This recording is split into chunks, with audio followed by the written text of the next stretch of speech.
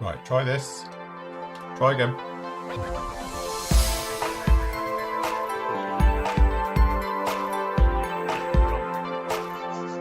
Get it right now. It's still only 10 o'clock, so we're not late.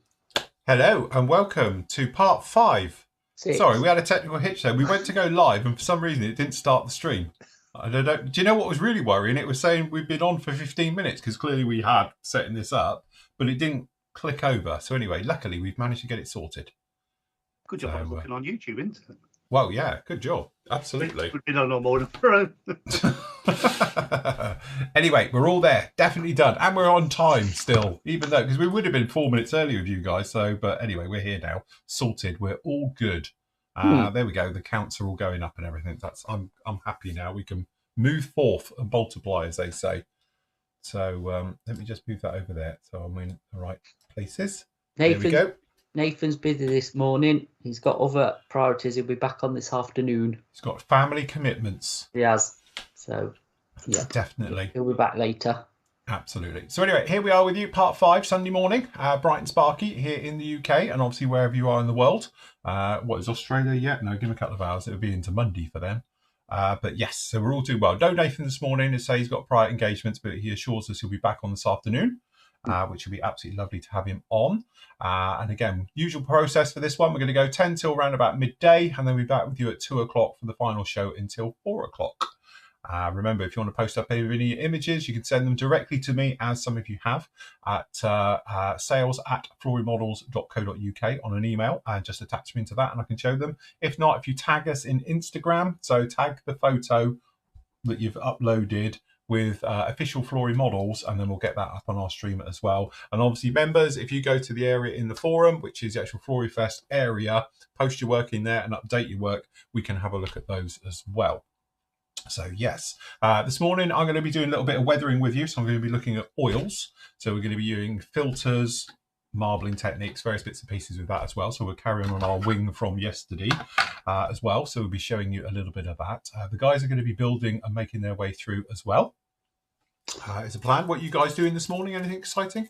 I'm going to attempt to carry on with me little Ford GPA, actually, that kind of stalled yesterday. So yeah, I'm going to be a bit heads down, I reckon, this morning. Getting a bit of work done. Very nice. Work done, I reckon. Yeah. Andy? I'll be checking through the site, making sure it's all still working. Yeah.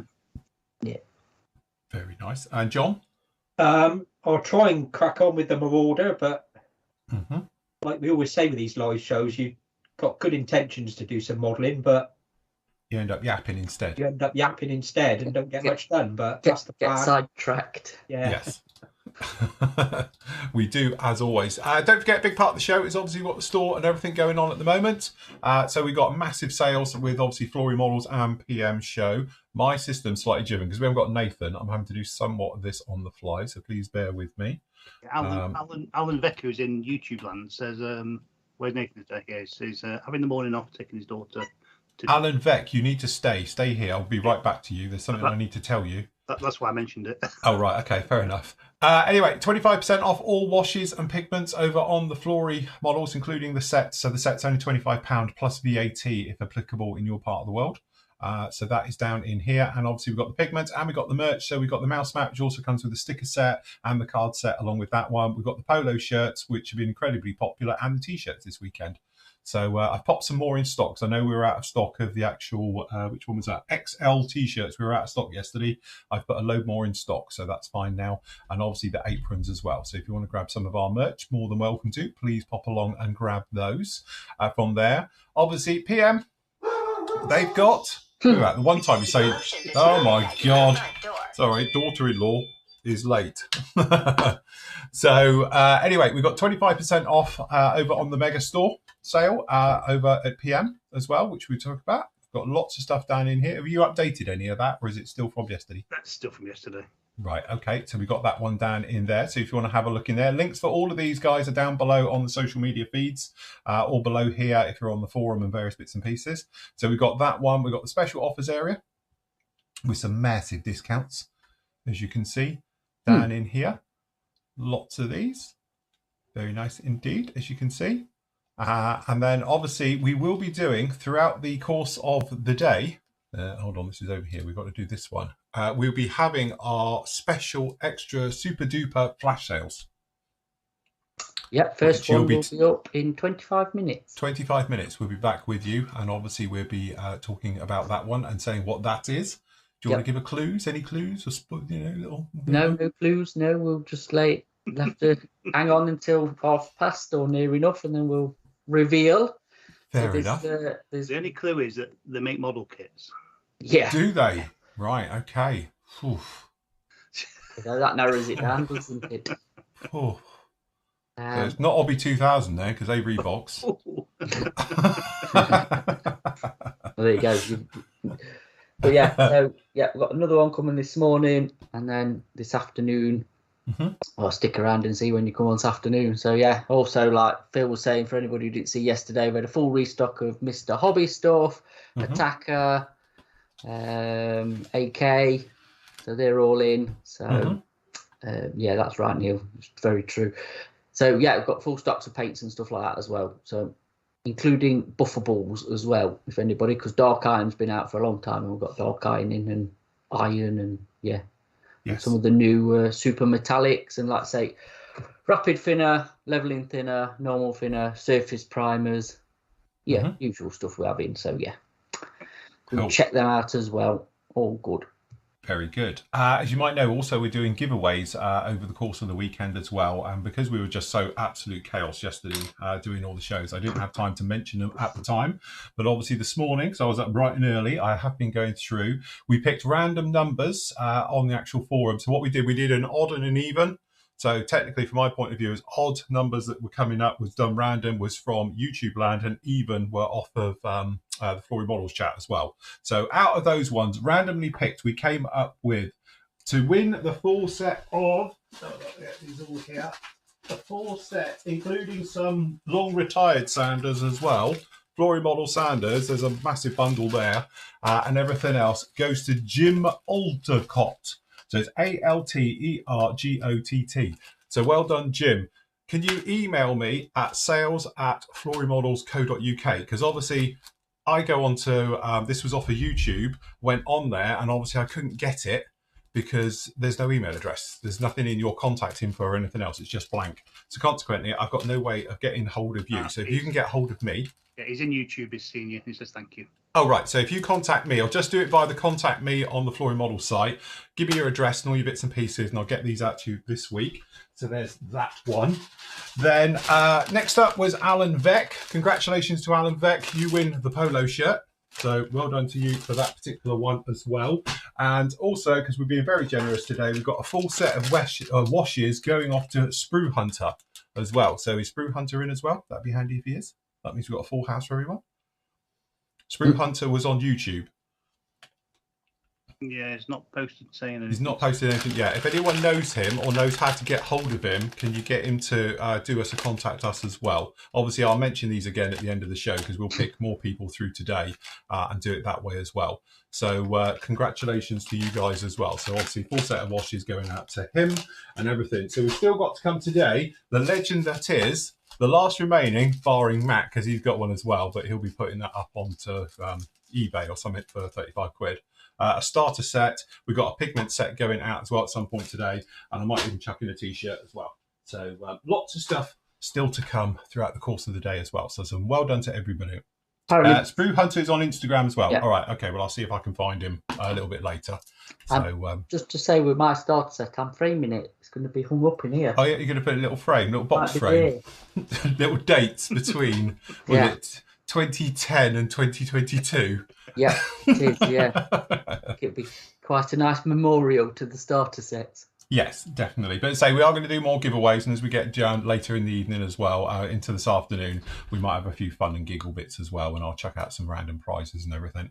So yes, stay tuned, definitely. But thank you to everybody who's been purchasing off the sites as well. You've blown us away as always. Yeah. So well done. Thank you very much for all the sales. Very much appreciated. So yes, good job. Yeah. So what's everyone have for breakfast? Weetabix. Oh, yeah. Nice. Continental, half a bagel and 2 crumpets. Okay. Bagel and crumpets. Okay. Well, John? there's only half a bagel left, so we shall will. Just share. a full English. Oh, John has to go there, doesn't he? Sausages, bacon, egg, beans, black pudding, toast. Black pudding, the whole lot. Wow. Everything. It makes my marmalade on toast look a bit crap, really. It's a bit feeble, that effort, marmalade on toast compared to a full English. Did you have HP or daddy's? Don't have sauce on it. Don't be disgusting. Tomato ketchup. Oh, ketchup. Oh, no. It's got to be brown sauce. No way.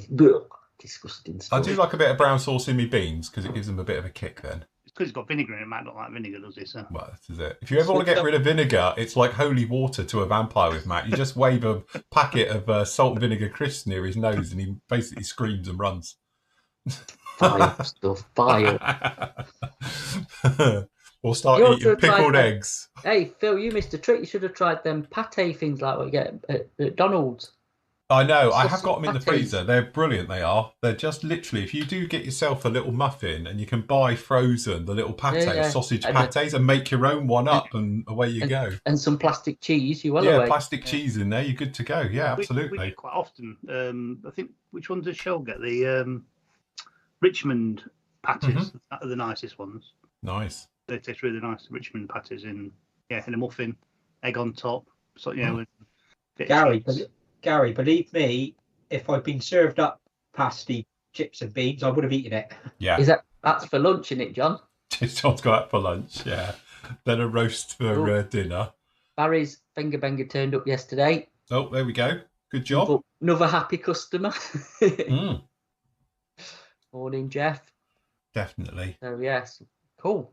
Good. Now, I haven't watched the Grand Prix yet because obviously, it was raining. So I thought I'll catch it tonight and go through that. But we're setting up all of this, really, so I couldn't sit down and watch it. But I will be catching up with that. But I do know a certain person won. I'm not going to say on air because I don't want to spoil it for anybody else. So congratulations. How can you spoil a Grand Prix? Don't you start, because otherwise we'll be back to about 22 millionaires feigning injury for 90 minutes a day.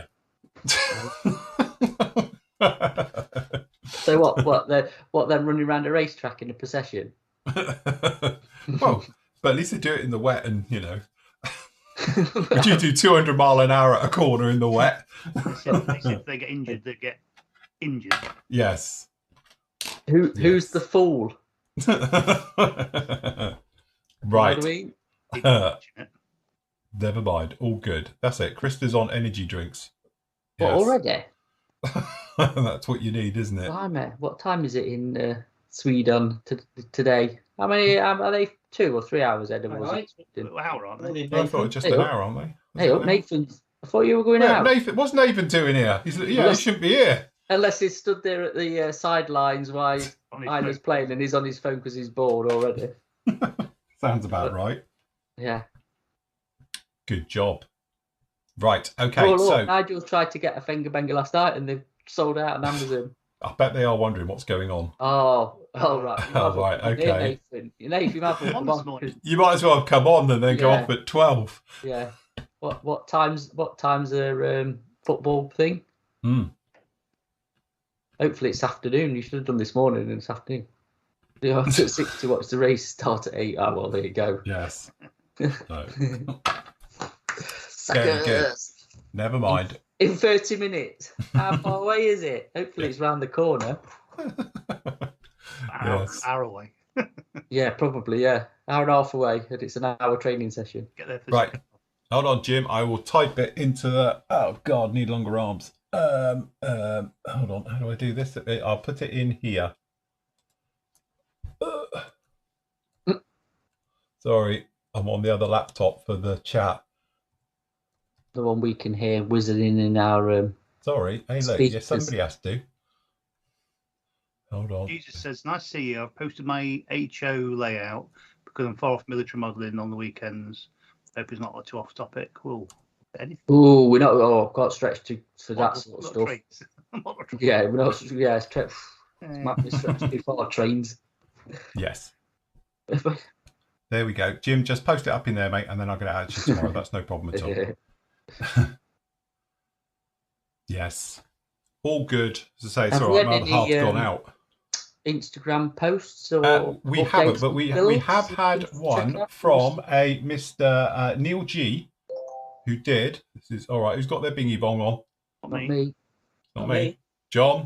No, not me. Not me. Mine's Well, I heard muted. it in my ear, so it's got to be one of you. Yeah, I heard it as well, but it's very I faint. heard it. I heard it, and mine muted.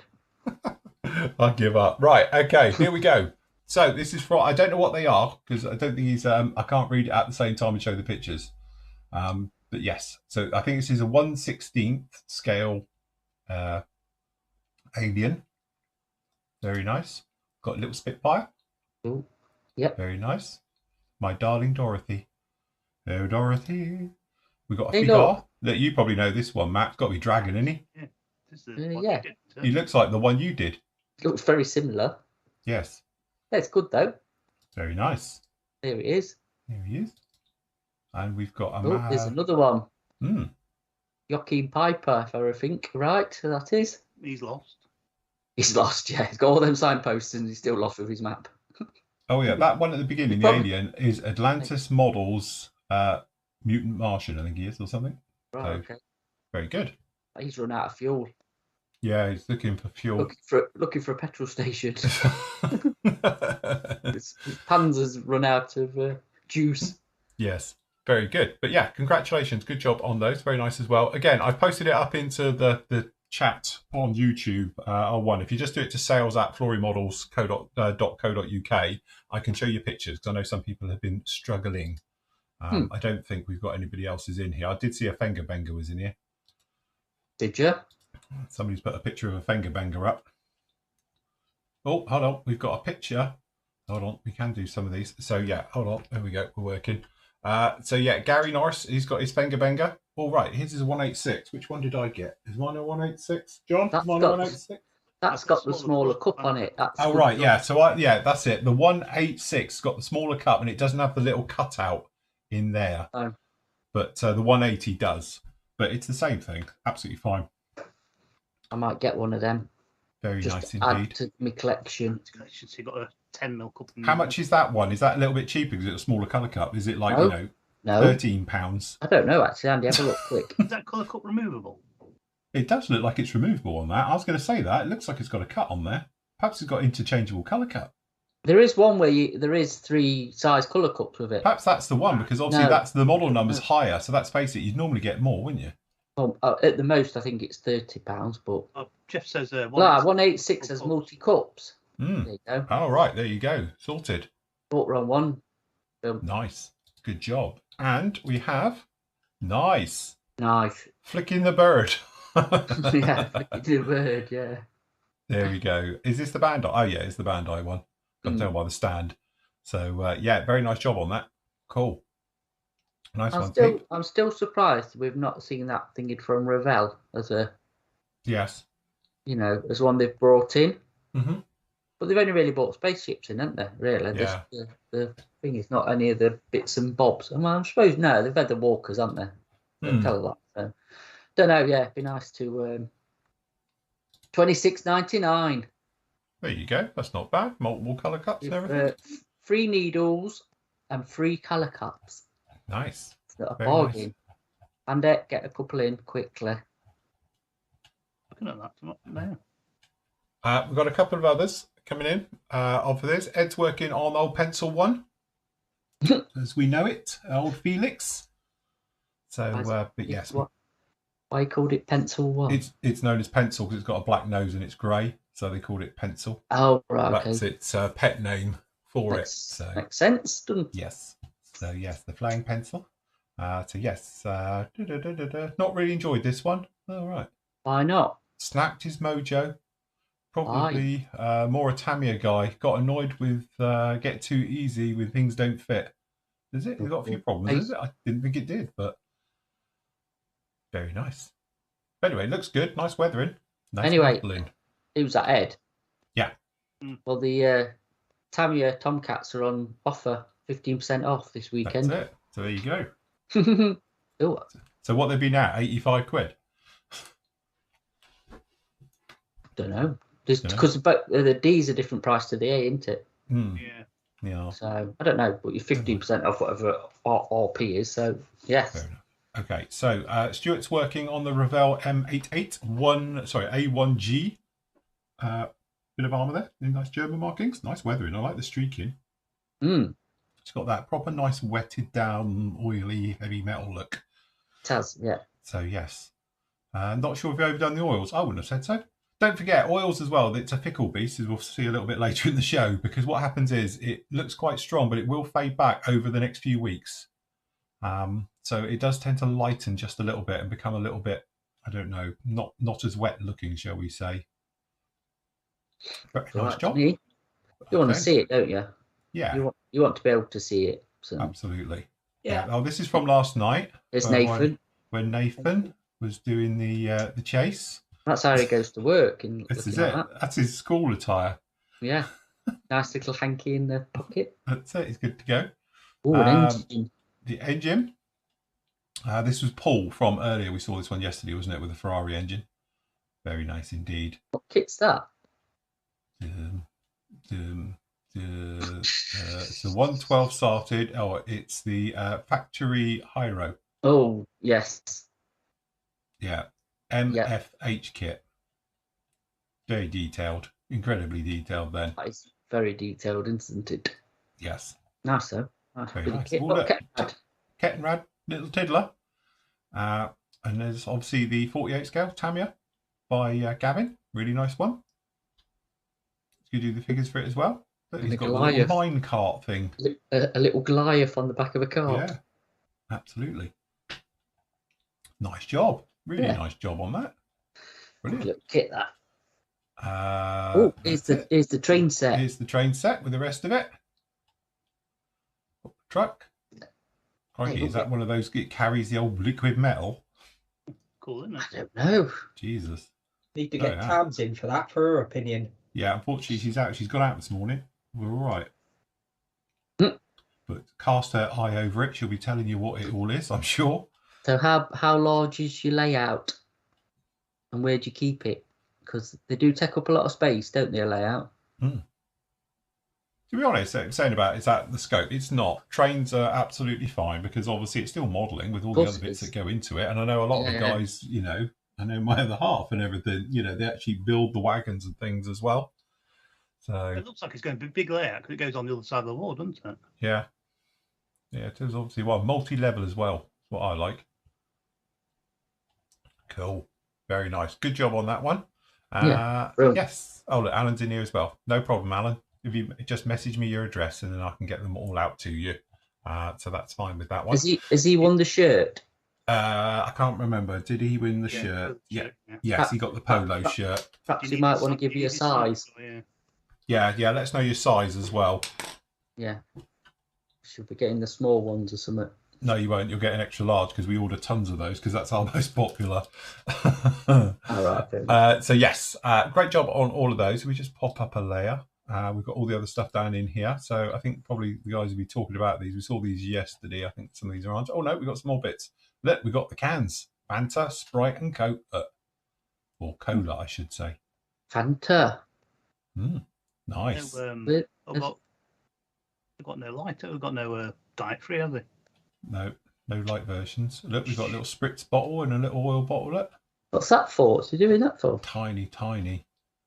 Hey. Well, just be little bits to chuck around the back of it and everything, wouldn't it? Chuck a back of what? I didn't see what it was for. It was this thing yesterday from the Special Forces wagon. Oh, right. Okay, it's going back of the Toyota. Now you've said it. I'm with you. The Iwata sign in the background. Yeah, the giant Iwata street sign. Yeah, it's really not there. When I first saw it, I couldn't get my head around it. I was like, right, I get it now. Yeah. It was one of those, I was having definitely a blonde moment. We've got the little teeny tiny, all these together. This is the 144 little Warhawk in primer, into paint. It's amazing how your plaque's twice the size of the plane. Very teeny tiny. Good job coming on with that one. And we've got that SU 122. From Krista, going through the motions on that. Looking very good. Hold on, I have a few more. So what was the one you did, Matt? I did the SU100, or I'm the in the 100? process of doing it. So I'm putting tracks together for it at the minute. So, but yeah, the SU100, but pretty much same thing with a different gun. Good kit, really nice kit. Got a bit of cracking. You could leave that in there; it would make the paint look more realistic. I'm doing a T85, which is pretty much the same kit. Yeah, it's all based on the same chassis and stuff. So yes, very nice. All good. Bit of varnish going on there. Very nice indeed. Looking very good. Just bounce back a couple. Where are we? We've got here. This is the from Peter. He's working on the big. What's it called? Crikey, try and pronounce all of that. Yeah, you can read it at the top. It's a Hemmet, isn't it? Hemmet, yeah. Yeah. Yeah, one of them. One of them. Going along with the trailer. Very nice indeed. Coming together. And Katie Ambulance. You saw yesterday. The paint on it. Yeah, look, I do like the three tones, like the Matilda coat, I call it, because Matildas are in this colour as well, wasn't it? Sort of North Africa, is it? Counter scheme, isn't it? Yeah. It does, yeah. It's quarter scheme, isn't it? Yeah, counters quarter, it. I think it is. Quarter, yeah, something like that, whatever they count, yeah. However you pronounce it, it's that, yes. It's the early British desert scheme, isn't it? For the wind, it doesn't sand. David needs to turn his heating down in his house. Looks like a sauna. I was going to say, foggy in there, isn't it? I'll put extractor Hit the extractor on, yeah. I like the thing on the roof, you know, like what you get in shops. Yes, the little awning. It looks like an awning on the front. It's an awning, isn't it? Yeah. Is that for the British saying? Is that for the British saying "don't shoot me"? Is it for the Germans saying "shoot me"? Right, allegedly. It's an ambulance, isn't it? So maybe they don't want to be shot, do they? Not really. Okay, so we got Robert doing really well on his bikey thing. That is cool. That's cool, Cool, isn't it? Yeah, definitely. Have you found me one yet, Andy? Yeah. You'd find an importer for Wave, don't we? Yes. Ah, well, you never know. Wave. Oh yeah, no, Wave. Machine Krieger. We got the little grasshopper. This is the special hobby one from Adam. I was looking at this earlier, actually. Yes, I was looking at that Piper Cubs as well. Piper Cub, isn't it? Yeah. That'd go well with a bird dog, wouldn't it? It would. When did they stop using them then? Because that was like World War II, innit? They used them. Yes, like reconnaissance one, wasn't it? I presume they used them up till through Korea. But they did. Probably Vietnam. But then like the Cessna bird dog would have taken over, would it? Sort of Vietnamish. Yeah, that's one of those kits you probably never dream of building, but when you see one being built, you think, "Whoa, that's really cool." Mm. Well, Bronco do a 35th one, don't they? Mm. Very nice. Good job on that one. Yeah. Greebly 5. Greebly 5, is that what you're calling it? Greebly 5? Well, he's run out of names for him now. Because we had Greebly 1, 2, 3, 4, and this is 5 now. We're working our way through. What's that bit of? It's the base. It's pinched as white. It's fish. Oh, Andy, get ready. Get ready. 1 minute to go. Oh, right. Okay. Fishbowl stuff, and he's pinched his wife's black stuff to. Okay. Oh no, I meant the circular bit with the veins. Oh, what's right. that? Well, I don't know what that's off of either. It's a good Greebly though. Whatever he's found it. I'm just going to go and work out the cost. Right. Run up to the first flash sale of the day. All right. Okay. Hold on. I'll let me come back to us, and I'll come back to all this in a minute, guys. After the flash sale. Hold on. I've got to bring up the thing. See, I'm out of sequence. Hold on. Right. Okay. Hang on. I'm not quite there yet.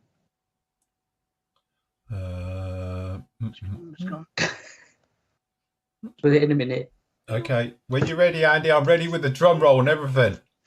My number's gone. Right. Okay. All right. One second.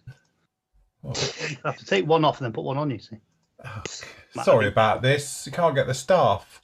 It's fine. People waiting. It's the suspense. It is. What they're going to do, it'd be like, like you're going to get the length of this drum roll, which is about 10 seconds. Right, ready? Ready. Right, drum roll. Okay. Are we done? There we go. There we go. So for the first flash sale, this morning's flash sale, it is obviously Airfix, as Phil's just put up. So 20% off all Airfix kits for the next hour. There you go. Big 20%, everyone. Big 20%. Big 20%. Oh, hang on a minute. Uh-oh. Uh-oh. Or perhaps not.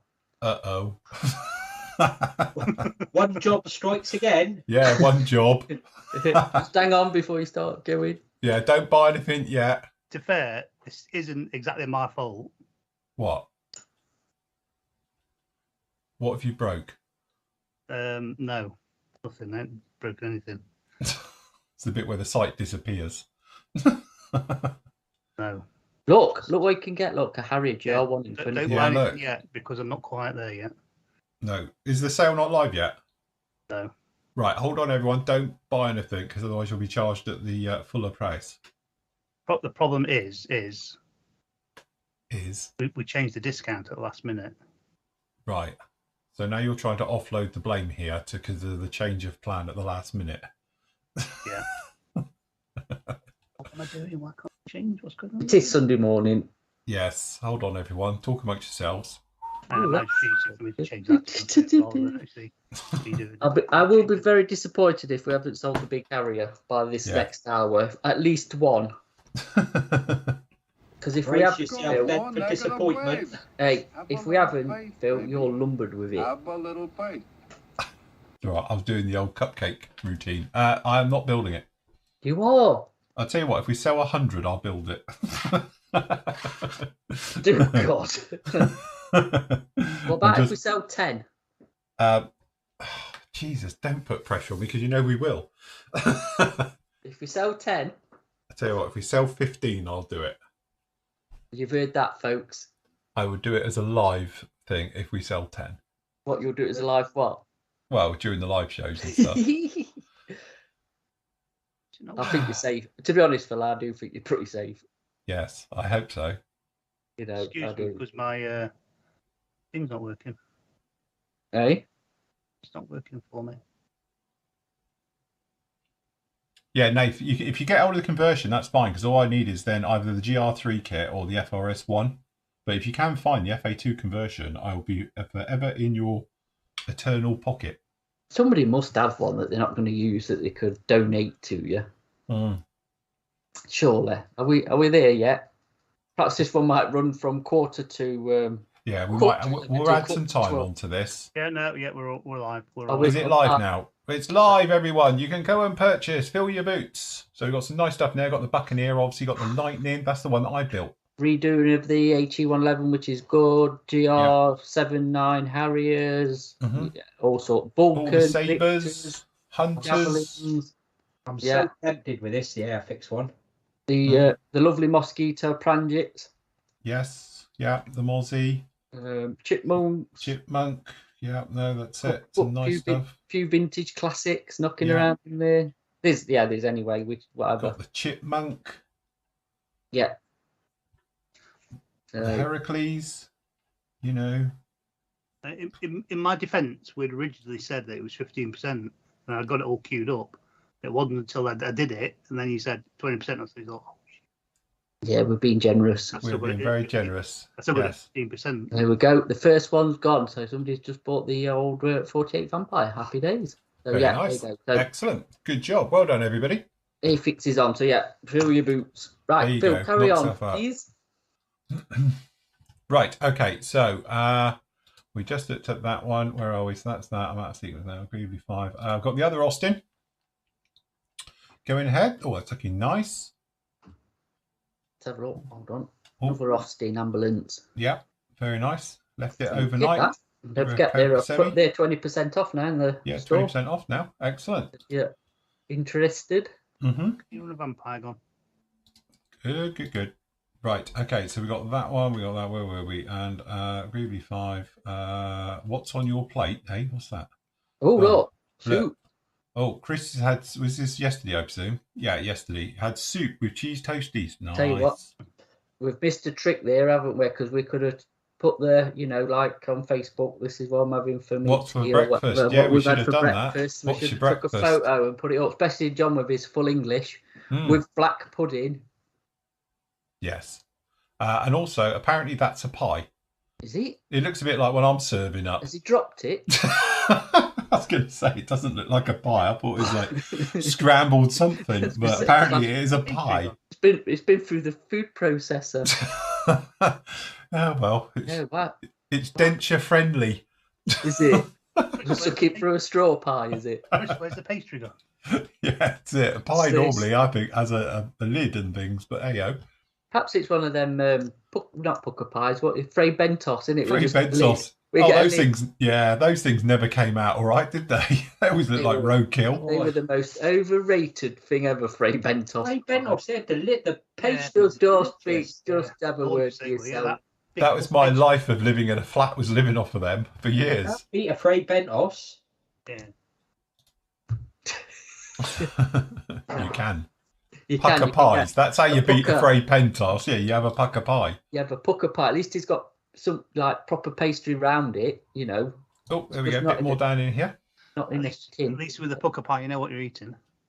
Yeah, it's not cats and dogs. Well, right, allegedly. Yeah. Peter says, look, he's working very nicely on his classic Hellcat. Who is? Peter. He's from yesterday. He was working with this one. Yes. Very nice. Nice job on the engine. Look, coming together with the cowlings on. Right. Bigger with no legs. That's my trick. That is, take them off at the knees. Chop legs off. Don't need them. Yeah, don't need them. Can't see them. Can't Put them against the rudder pedals that I never put in either. Can't see them there. Ian says that he doesn't know what those circular things were either, Matt, but he found them at work. No, fair enough. No. He said, I hope they weren't anything important. Yeah, I'm sure you'll find out. But yeah, no, they're proper. That's proper Greebly stuff. Very nice. Adam's asking, do AK 3rd Gen do the RAF PAL Roundel blue and pink?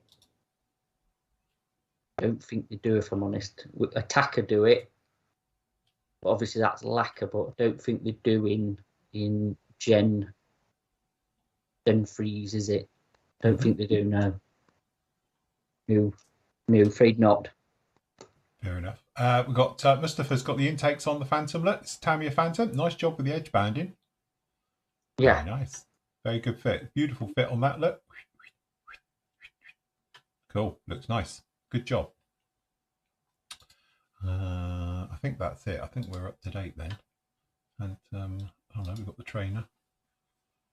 Oh look, that love child trainer. It's the love child of a sabre, and we couldn't work out what. Something else. Yes. So from Ash, that's very nice and colourful job though. Love it. Cool scheme, isn't it? It is a cool scheme. Yeah, really nice on that one. Good job. Yeah, no, it is. I like there we that. go. Look at that. Tell you what, nicely done, that, isn't it? Yeah, really nicely weathered in as well. Yeah. Yeah, it's not killed all the colours. It's just nice and subtle, but it's gave it a bit of life as well. Yes, the sort of scale effect, as I call it in there. So good job. What is it? Platts. It's the Platts thing. Fuji, isn't it? Is it a Fuji trainer? The last flight of the one T1B. Yeah.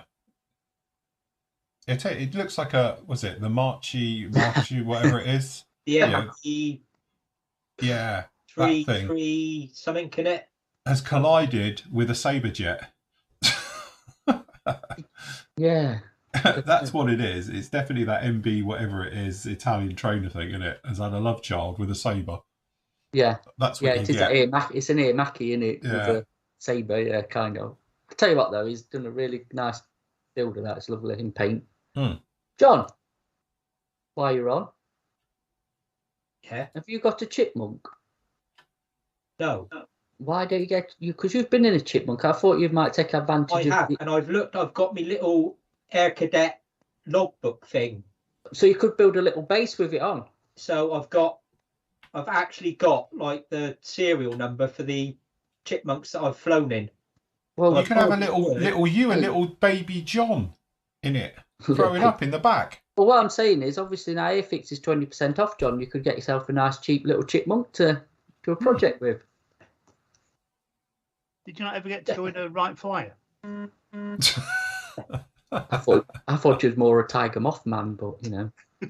Yeah, I think wasn't it a balloon before that? No, I have thought about doing that. In fact, I think I even looked at the Airfix decal sheet that comes with it. Yeah. And I could butcher the serial numbers up to make one of the ones that I've actually flown in. And flown.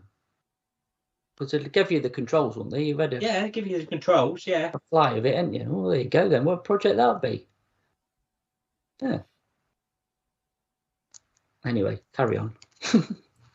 Adrian, if you're trying to tag us, make sure you put official Flory models, because that's what our Instagram account is, as opposed to just Flory models, because there's probably not one of them, but somebody thought it was a great idea if we had the name official in front. Official Flory models. Not that anybody else is ever going to want to use that name, but apparently You never know. it's a thing to do. Anyway, this is a good one. Look, Collins Scratch Building. A Link Hoffman Greebly, look. But this is scratch built. Wow. That's cool. How cool is that? Where would you start with that? I wouldn't have a clue where to start, never mind. I tell you, do. So it's in graph paper, like he's done, and off you go. Yeah, proper design in it and whatever. But yeah, it's yeah. So is this just a made up thing, or is it actually a real? I don't know. He hasn't given any more info on this one, unfortunately. On them really obscure things. I'd love to be able to scratch build like that. Yeah, John, you're never too old to learn. It's a proper Even skill, you. isn't it? It's a proper skill. I think we're up to date. Yeah. Oh, nice display case. Look at that. What's it got? Ooh. That's what you Very need. nice. Look, it's got an intruder in there. Look, hanging bombers. It's Do it got the a other way fire. up. Nice fireplace. Nice little fire as well, look. Yes. Got a nice, I could say, the fire engine, look. The cabinet. Yeah. Yeah, we saw that. That was on the thing the other day, wasn't it? I think. Yeah. Is it that one? Oh, look, there's the ambulance in there. Oh, yeah. Very The nice. ambulance. Look. Yeah. Look, giant Stuka. John, how's yours coming along? Yes. Yes. There you go. Yours too could look like that. It's a nice stuff in there. Very nice. Cozy little pad. Cool. Oh, there we go. On with this one. Coyote getting all its bits and pieces on board. That's a good kit, that does. That one used to drive around here. I haven't seen it since the summer. It's probably a summer vehicle. Either that or it's now in bits somewhere. Not a winter. Mind you, I've seen them driving up and down the motorway, ain't you, in the winter. Oh, look. Nathan's finally getting off to football training. Better hurry up, mate. There's not long left. Right. Okay. Cool job. That's it. We're all good. We're caught Sorted. up. I think we're all caught up now and everything else like that. So that's all very, very good. We're all in there. Let's just make sure we're a sweep round in here. Very good. Airfix are going well by the looks of it. Is it? Lots of Airfix sales? Yeah, lots. Yeah. Lots and lots. Good job. Right. Shall I do a little bit more demoing? So just to bring you all up to speed, for people who weren't here yesterday, I'll get one of these. No, sorry, wrong camera. Which one do you want? You want that one? There we go. Yesterday we were playing with this just to show you how it dried overnight. So we were talking about winter camo wash, and we just used the light wash, Flory Models light wash on the top bit, and we did up there with it. This bottom one is a little bit of a sneak peek of a product that will be coming to you, hopefully, if testing all goes well. To be honest, it is literally still in the very early stages of testing, but as you would have seen, I just put it on and left it. This is exactly how it's dried. So it gives you that very nice sort of winter effect, as you can see. So it's actually quite a good product. The great thing about this stuff as well, unlike the wash, this stuff's hard as nails. It's pretty strong stuff. This stuff doesn't rub off. It will come off with water exactly the same way as Flory Model stuff will, but it won't wear off any other way. You'll need to activate it to move it, because once it's on, it's on. All right, so that's just a bit of catch up yesterday. But then up on here, you can do other things to this. So you can literally just rub it off. And as I say, I like to get my finger in these things, and you can actually just take it off and wear through and do things. But obviously you can rehydrate you know, a pen or a cloth or something, and you can put streaks into this, because this is just a normal wash to do your winter camo type effects. Just to drag it and streaks and stuff if you wanted to, or you could literally wear through areas and rehydrate it and get cloths and pull and dab and do everything else. So you can use it literally as a sort of winter camo wash, but this stuff down in here is a product that we'll hopefully be bringing to the market in time for Christmas, as I say. So, but yeah, it's quite a good stuff, really. Works really, really well. But what I was going to do today is the wash, obviously once it goes on, dries and comes off and everything else looks like this. To be honest, I forgot to take this off yesterday because I need both wings to show you. So wetting the cloth and rubbing. This is over a satin finish, so it's going to give a nice, really grimy look. And the other one, I'll probably redo it afterwards because I want to leave some grime on this one. The other one, we've made it quite clean. So in comparison, as you can see, we want to, you know, have this as a bit of grime. So once we've sort of halfway activated this, we're going to go to a dry bit of the cloth. And we're going to start to drag and streak and make it look like it's a bit gnarly. Tiny bit of moisture because we've got a bit up here that's built up. So we just move it round, go to a dry bit, drag it, streak it, pull it, and you can just come up with all types of different weathering stuff. Really straightforward and easy. And this is what we want, a nice sort of streaked type of effect on this. So usual thing, direction of airflow, it's your friend.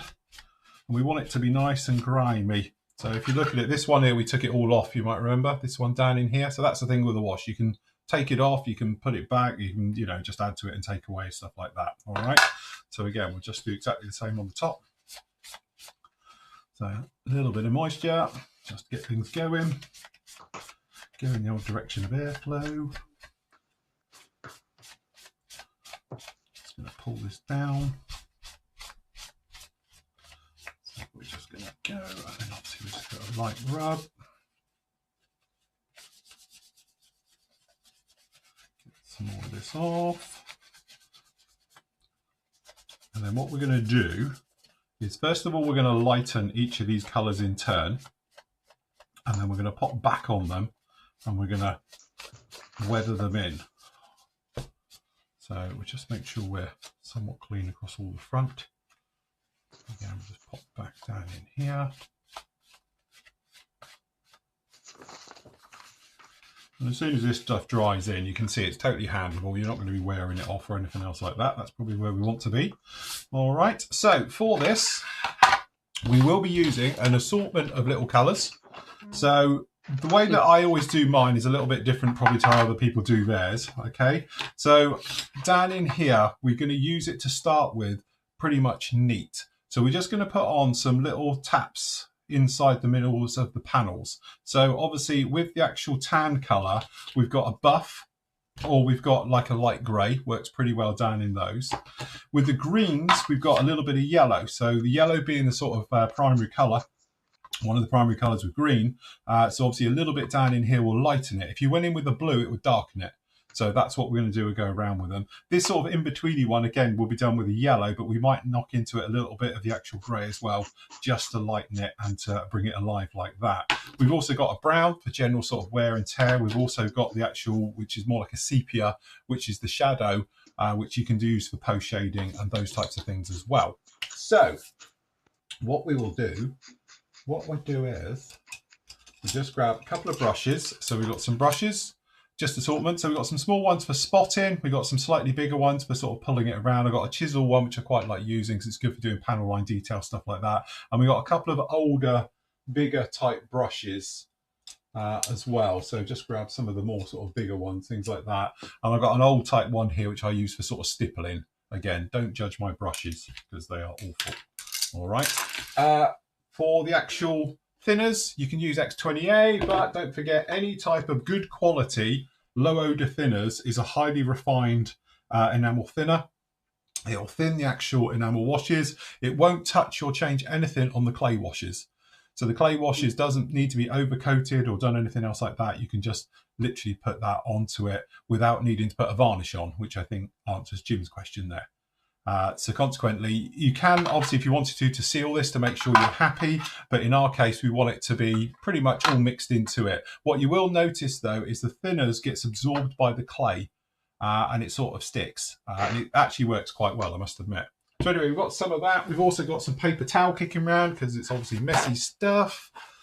And we're also going to have a couple of cotton buds, things like that, because they're quite handy when it gets a bit stubborn and it doesn't want to move and those types of things. All right, but you should be fine with that. So what we do, we'll just start off with a little bit of buff.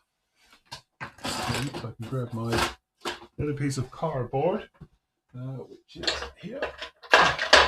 So a little bit of cardboard, dead handy for this. But the thing is, you don't want to absorb all the oil out. You want it to move around. So you don't want it too dry. So that's why I haven't pre-done this. Get my lid off, might be helpful. Oh. My lid is very, very tight. There we go.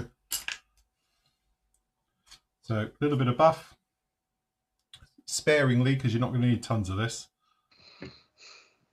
And then what we'll do, we'll just preload this with a little bit of yellow. And we'll just pop a little bit of yellow on here. Again, that's way too much than we need. And the thing is, oils, they are great because they last for absolutely ever. I've had this one now for the last 10 years and I'm still using it, you know. So we'll grab a little bit of the... Definitely get your money's worth, You don't you? do 100% get your money's worth. A little bit of the grey. And then last up, we're going to take a smidge of brown. Oh, my tops have literally welded themselves on. Seem to be exceptionally strong today. Just a smidgen down in there. All right. So what we'll do is, I think we'll go for a sort of a before and after type effect on these, so we can show you. So what we're going to do, we're going to take a little bit of the buff. We're just going to lightly load up the brush, nothing too massive.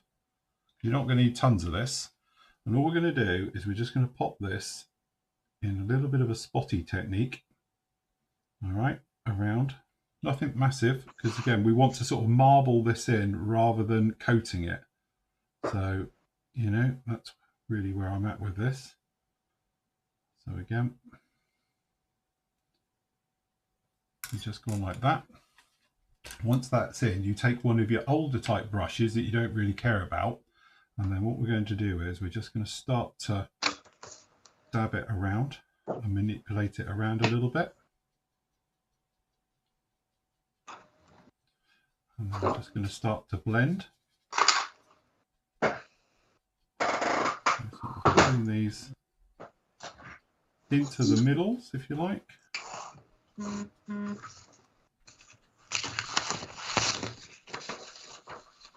just going to move all of these in and around all in these little areas. And then what we do, we take our paper towel, we're going to knock some of this off, because what we're going to try and do is blend this all in.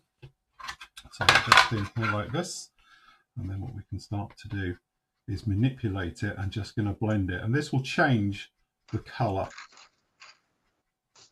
So it doesn't matter if you go on to the other greens and stuff, because it's all just going to be part of the weathering really. So we're just going to come in here. And what this will do is just actually slightly lighten each panel in turn. It doesn't matter also if you go into the panel lines that you've done, and you might lose those, but when you come back with the oils a little bit later, you actually find that those will get filled back in and you'll be good to go. So again, it's just like a little type of weathering. So you go like that. Don't rub it all off. It's a bit like when you're doing sanding and filling. You don't want to remove all the filler. So you're not doing this to make sure it's all gone, because you want to leave a little bit behind. But then straight off the bat, you can probably see it starting to lighten it. So that's that one. And it's a little bit marbly. It's a little bit patchy. And that's how we want it to be. All right. So with that one done, we can just switch up to our next colour. So we're going to use a bit of the yellow. So again, we're just going to come in. Similar technique. We're just going to load up a bit of the yellow down in here. All right. So this is down in here. And then what we'll do is we're just going to come in and we're just going to pop out some of these.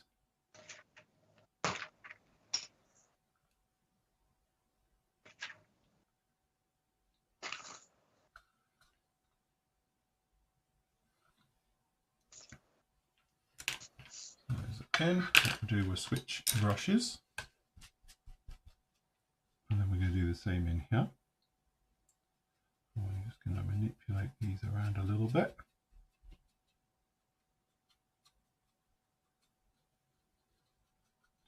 And what you can actually do is you'll notice it really starts to work it very, very nicely. You can see these coming in now. So it sort of fades. And because it's the original primary colour, it will lighten. As I said, if you come in with a blue, it will darken. So you just want to move these around a bit. And we can make quite nice different patches in the colours. And if it's a little bit too much you've got in that area, you can just drag it else to other areas. Because we don't want to go too over the top. We're just trying to come in to all these different bits, but you can see how quickly that's changing it, and it's really lightening that colour now, which Matt will be happy with. He doesn't like my dark green colour. You know, so when you compare that to that now, hopefully you can see how much that's lightened that straight off the bat.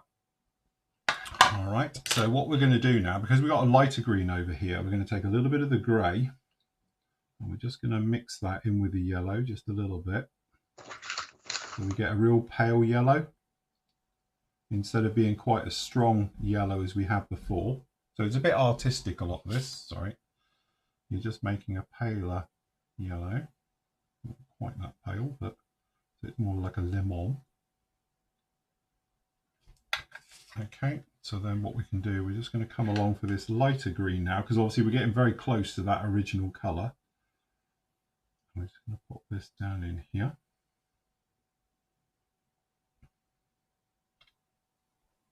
And again, you can pop it into the other one as well randomly, just to break up some of these other areas. All right, because this is a green with a green, we can probably still use this, the yellow with the yellow, we can probably still use the same brush.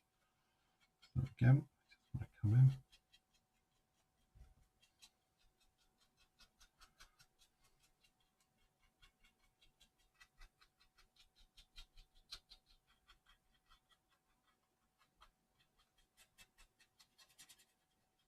Now the brush is getting a little bit loaded, so what we're going to do is come over here and knock a lot of it off. You can just tell it's starting to overload because it's not pushing it around as well. It sort of just seems to be painting it, so we want to get a lot of that off if we can. So just down in there. And then again, just going to come back. I'm going to start to wear all of these in. Go through.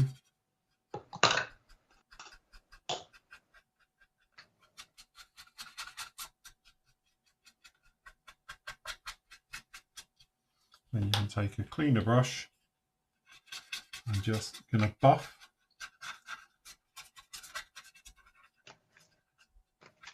all of those in. So again, now we're looking like that compared to like that. So it's really going to start to weather with those coming right the way through. So last up, what you can do, you can use a brown or we can use a shadow. So we're going to take a little bit of the black. Give this a brush, a good old clean. In fact, we won't need that one. We'll use this one. And again, we're going to take this black. Just going to sort of load up the brush a little bit.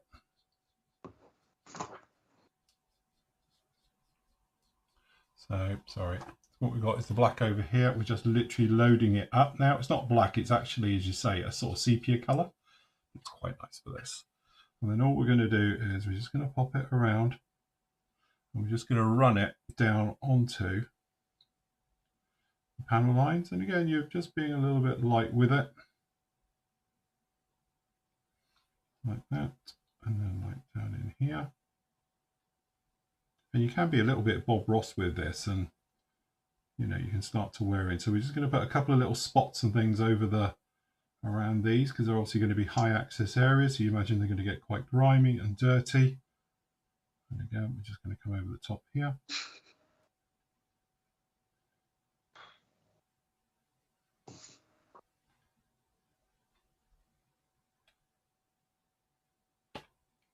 And come down and then again bit just up here. And then what we're going to do is we're just going to come in, just going to put some very light areas in these darker ones.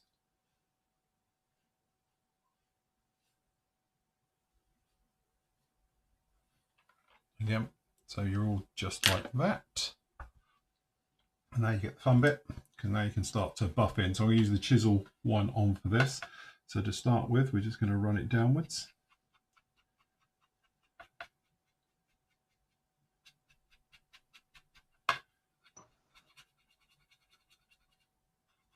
And over, and run it back.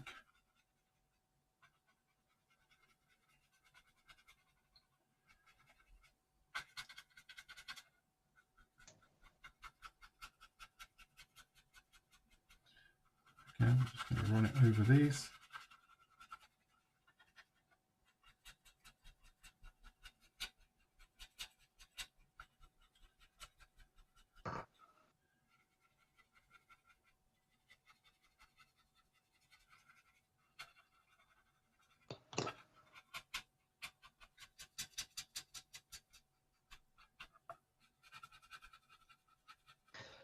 I must admit, I was thinking about the whole weathering thing the other day when I was driving up to Gatwick to pick my wife up.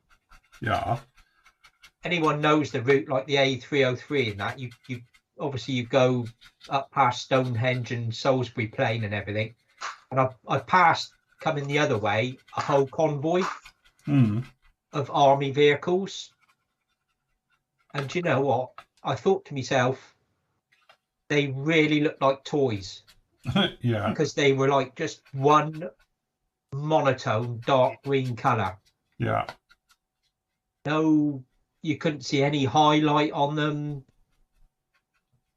Obviously, being British Army and peacetime, they were clean. Yeah. And they did just look like bricks. Yes. And that's the thing, I think, isn't it? This is where it's the artistic side of the hobby, isn't it? Yeah.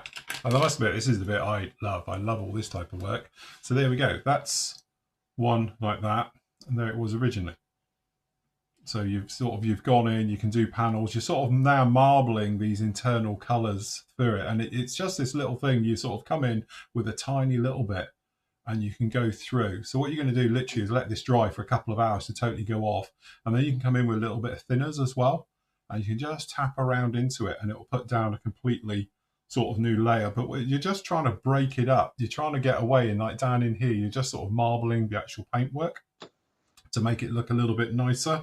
But when you look, we went from there to there, it just gives you an idea of how far you can actually take it, especially the green. That light green now looks a lot better because it's worn it right in. Whereas obviously before, it's pretty much as it sort of is.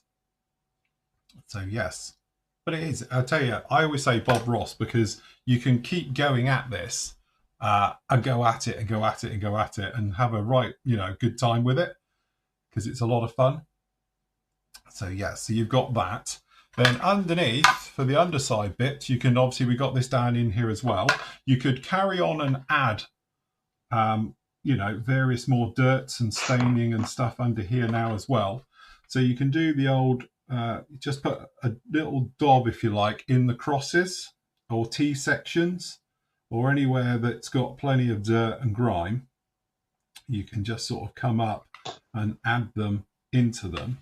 So you can come down. But I tend to do like crosses and T's and you can add various bits like this. And then obviously we've got I think that's the gun area port under there. We've got flap actuators here. In various areas. So again, we're just going to come in and you can do something similar. So we're just going to come in and we're just going to go directions of airflow and we can start to, even though you've got it on here, you're going to go upwards and drag it down. And then here we can sort of drag these down.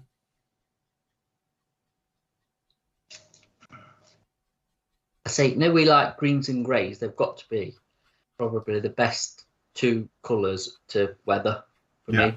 Yeah. There's a lot. There's a lot you can do with them. There's a lot of directions you can take them. Yes. Yeah. You know definitely. what I mean? Yeah.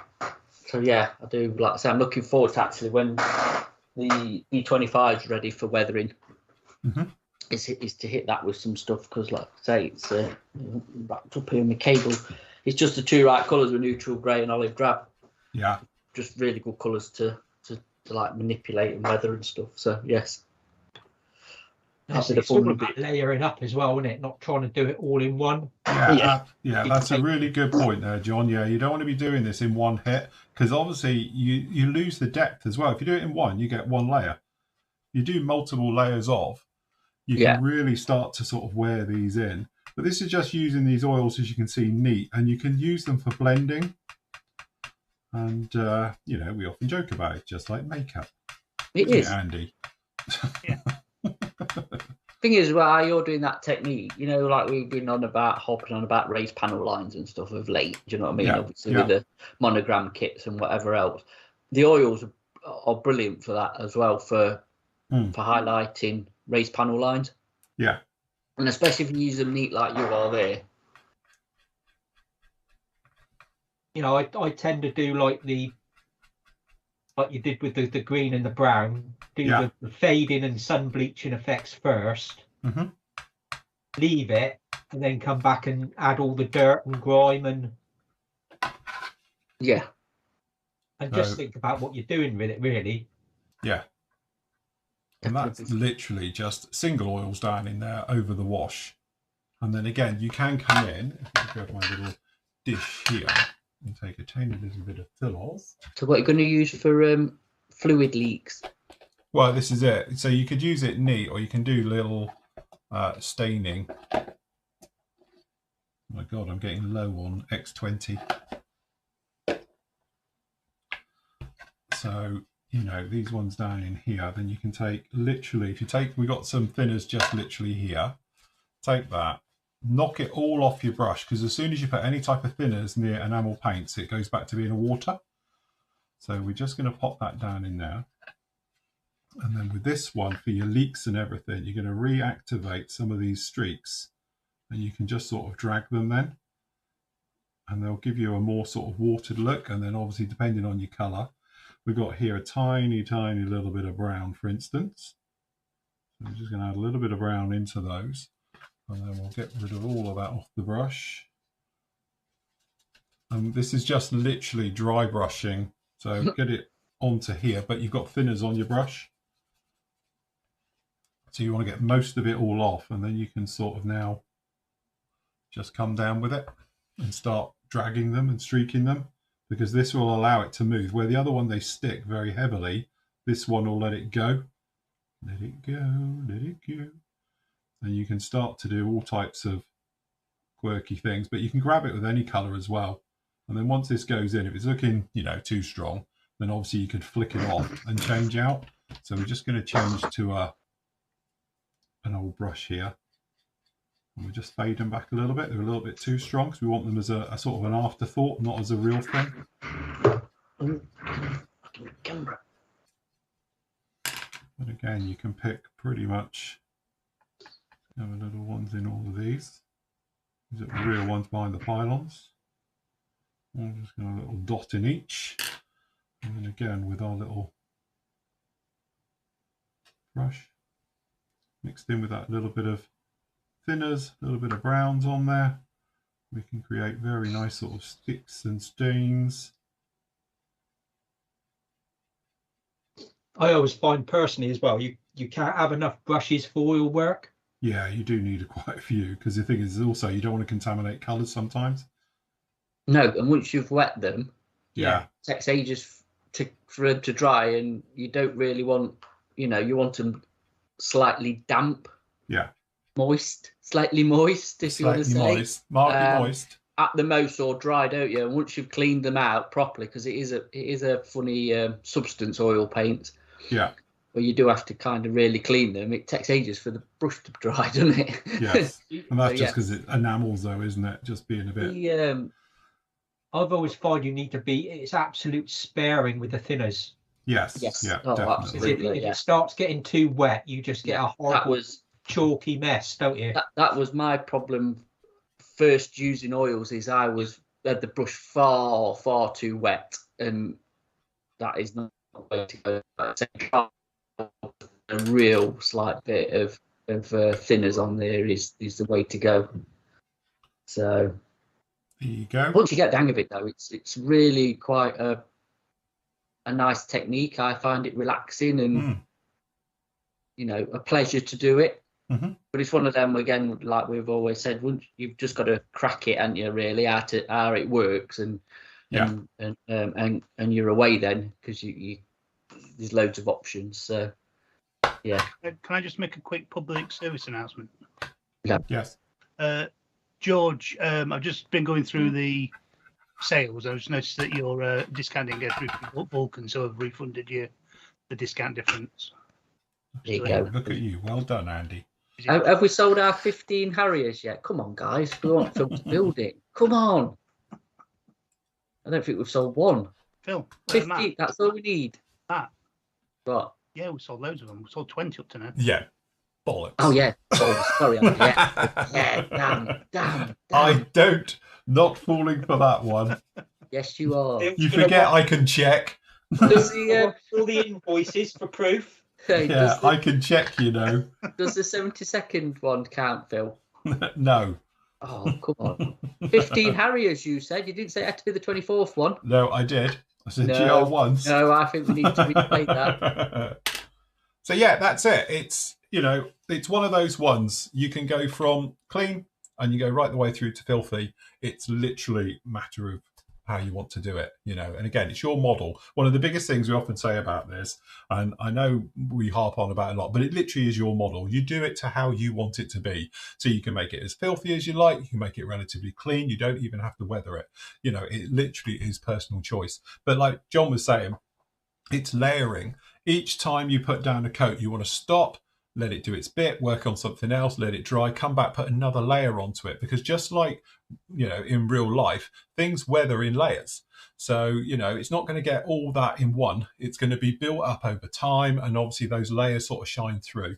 So that's the thing to it. It's just keep going through, doing bits and pieces, come away, do another section, come back, do a different color, different coat. And if you build them up nicely, you get that real depth of your paint. And it's something I call scale effect. And it works really, really well. And some of the best scale effects is that thing where you've got on a white background, you don't even know what scale it is. It could be 72nd, could be 32nd, could be 24th, don't know. And that's a sign of good weathering, because it's your brain can't take any clues from it of knowing what scale that actually is. But as I say, it is fun. You can have fun. And the great thing about using oils and obviously the washes that I've demoed here over the last couple of days is that if you want to, you could wipe all of that off on both cases and start again, because I haven't sealed them. If you'd sealed them, that's a problem. But right now, if I wanted to, I could take the wash off and this. So this, I would just literally wipe it with a paper towel with a little bit of mild enamel thinners onto it. Just give it a complete wipe off and it'll all come off. You get the wash over it off of it with warm water and a toothbrush, and you can just start again.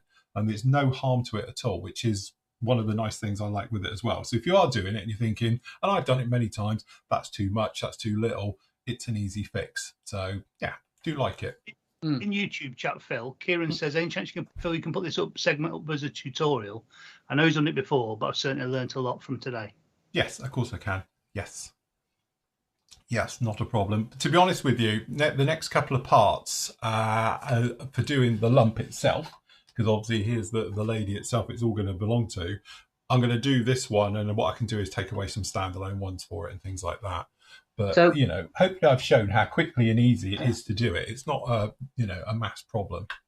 But to say, have you got Buster there? Yes. Is there actually any panel lines left on it? No. Because I thought it'd be a good demo, if you've got time to do it, is to actually show how well your wash works with oil paints while you've got oil paints out.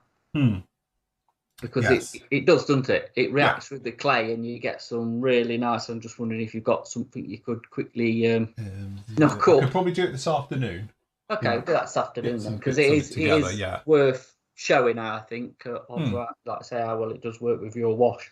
Jeff says, Phil, would you advise using good quality oils I find Absalom oils really good to use. Yeah, again, I've said this before. One of my biggest problems when I tried to use oils in the past, I had that cheapo set from the local bookshop, the cheap bookshop. And, I had a set of theirs, and then I used B&Q's own thinners, and it was gritty. I never got a nice result with it. But honestly, this is Matt's fault, him and Glosswork. He sent me down some of the Abteilungs and said, give them a try.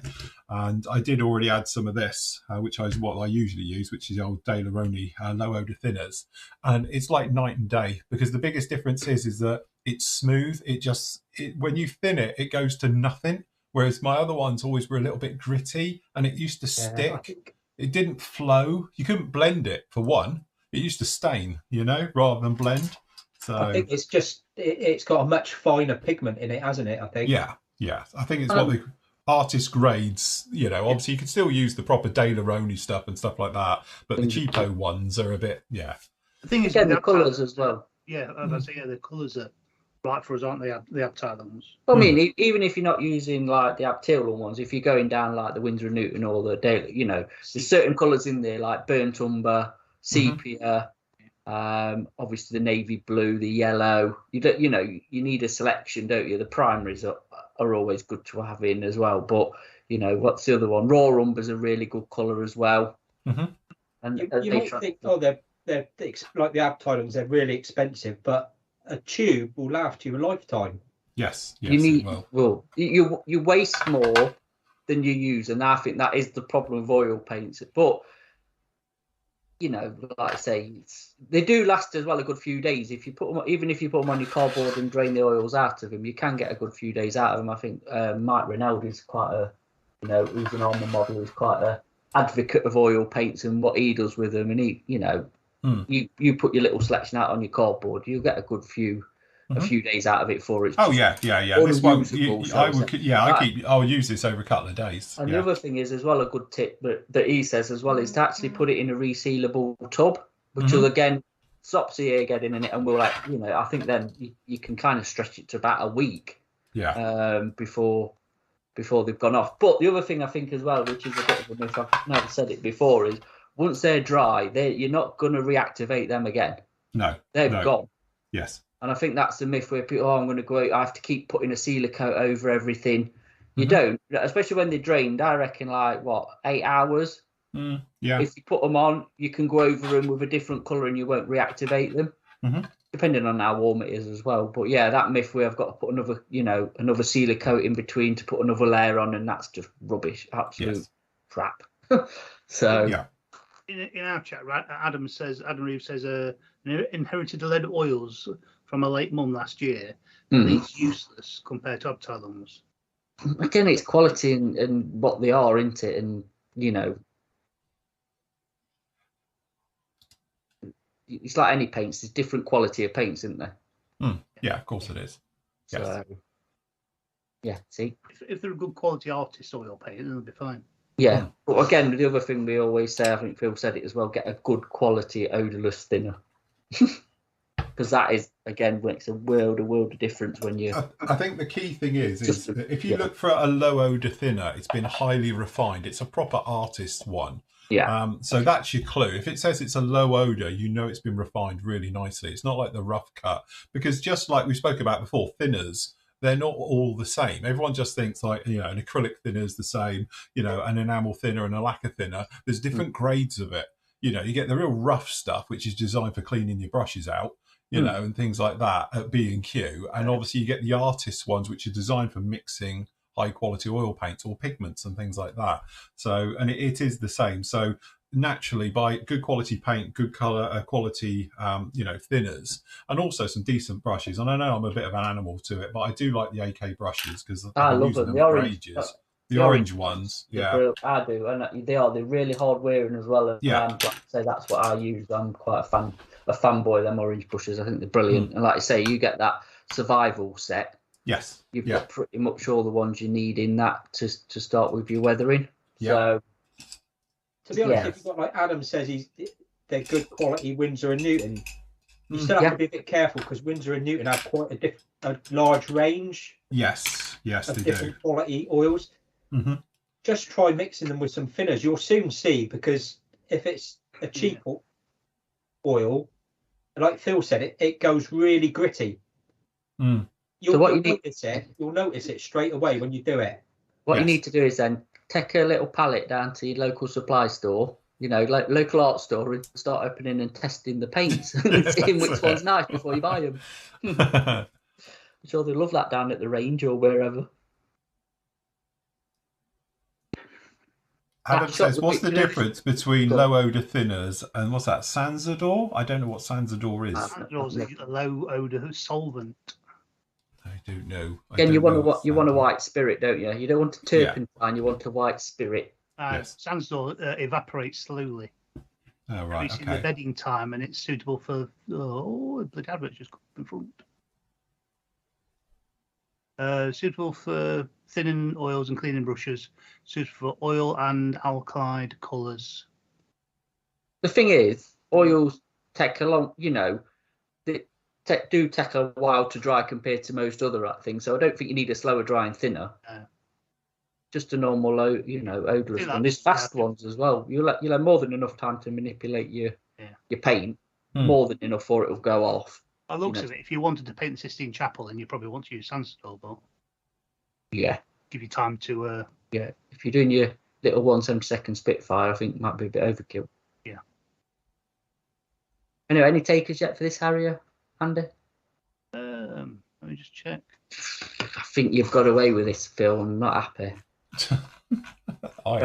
I'm very disappointed. It's all right. Nathan's working with me now. Look, this is the only trouble. Look, I've got it up my bloody arm and now it's across the bench. Oils can be incredibly messy. Yeah. You get one little bit somewhere and before you know it, everywhere's covered. Oh, Matthew Wells has bought 2. Shut up. Yeah, he's bought 2 Harriers. He has. Oh, right. Harriers. Yes. Colin's bought a Harrier. Yeah, can we include the kinetic Harriers this afternoon? No, we don't code anything at all. Nathan Robinson's bought a Harrier. No, I've got it in my watch. I've got it absolutely everywhere. Jesus Christ. That's the only trouble. They are a bit messy. Oh, look, it's up my arm. What was I doing? I don't know. What was you doing? I don't know. Have you just put your arm in it? I must have put my arm in it at some point and then dragged it all around, but I am covered. Let me move some of this out of the way. Guess what? We have sold one. Yeah. Hold on. Well done, Stuart. Shout out to Stuart. He has bought one. He's the first. That's it. The dam's open. Everybody else pile in quick. No, don't. Because we need to see Phil do a build of this 24 Harrier. I'll tell you what I do. If Nathan comes up trumps over this FA2 conversion, I'll do the FRS or the GR3 kit. The later one. The nicer one.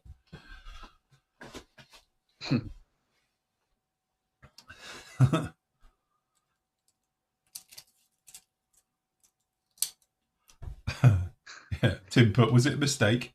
Yeah. It's never a mistake. The thing is, Brandon just saying, good quality artist oils are expensive in South Africa. Therefore, soft pastels weathering. It is, but again, if you think about, I know it seems a lot of money, even if you used to pay 10 quid for a tube like that, that's lasted me best part of 10 years. And I use it a lot. And I'm just about getting to the end of it now, but that's 10 years. So in some ways, when you look at other paints and sundries you go through, I don't think it's that expensive. You know, It's one of those things that that's me doing it. So probably a normal model, it's like 20 years worth. And you don't need hundreds of colours. From my point of view, Shadow, which is sepia technically, I think is the all-rounder. It's the jack of all trades. It's like dark dirt wash, you know. I've got that. And then obviously you need a yellow, you'll need a blue, because they're obviously primary colours do a lot of good with various things. A light, so one of the light greys or a buff or something else like that. Give up. Where's it coming from? It must be somewhere. It's got to be somewhere. It's like a game now of like, where's it coming from? So yeah, that's the thing. It's, you don't need many. You can probably get away with half a dozen, 6 colours, and you'll be fine. Yeah, don't forget, you can obviously mix them together, can't you, to create whatever you want. So if you've got the primaries and the black and the white. Yes. I mean, the godsend with the oils, especially the Abteilungs, was Starship Filth, wasn't it? Because that'd be Yeah. that would be a hard colour to make, I think, because it's a proper dirty grey, greeny. Don't know what they used to make that, but it's yeah. I'm sure you could if you got time to experiment, but yeah, it's a good colour. Industrial Earth's quite a good colour as well, or industrial whatever that is. That's a nice browny sort of. You can't find it. Look, there's oil somewhere. And It is somewhere on this bench. I don't know where it is. Must be wearing it. Yeah, somewhere around here. Right, clear everything out of the way, then I'm all right then.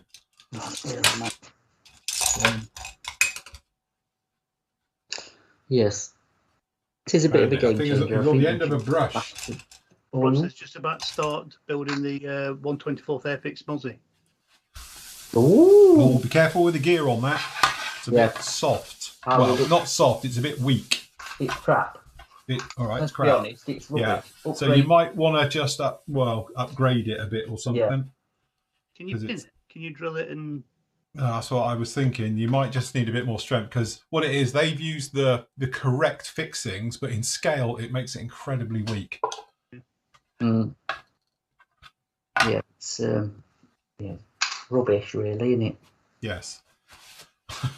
Adam says, is there 20% off the Abteilung now in a new flash sale? Yeah. Should be. Hobby Time says you get 2 goes with oils. When the tube is empty, you can open the tube and use the stuff for seatbelts. Yes, you could do for a bit of foil. Cleaning it would be a pain. It's got metal legs for the Mozzie. Oh, that's all right. You'd be all right then. Yeah. Well, I hope you have learned something from it, guys. I like doing them, to be honest. Even when they go wrong, you're doing it, and in your head you're going, "Oh shit."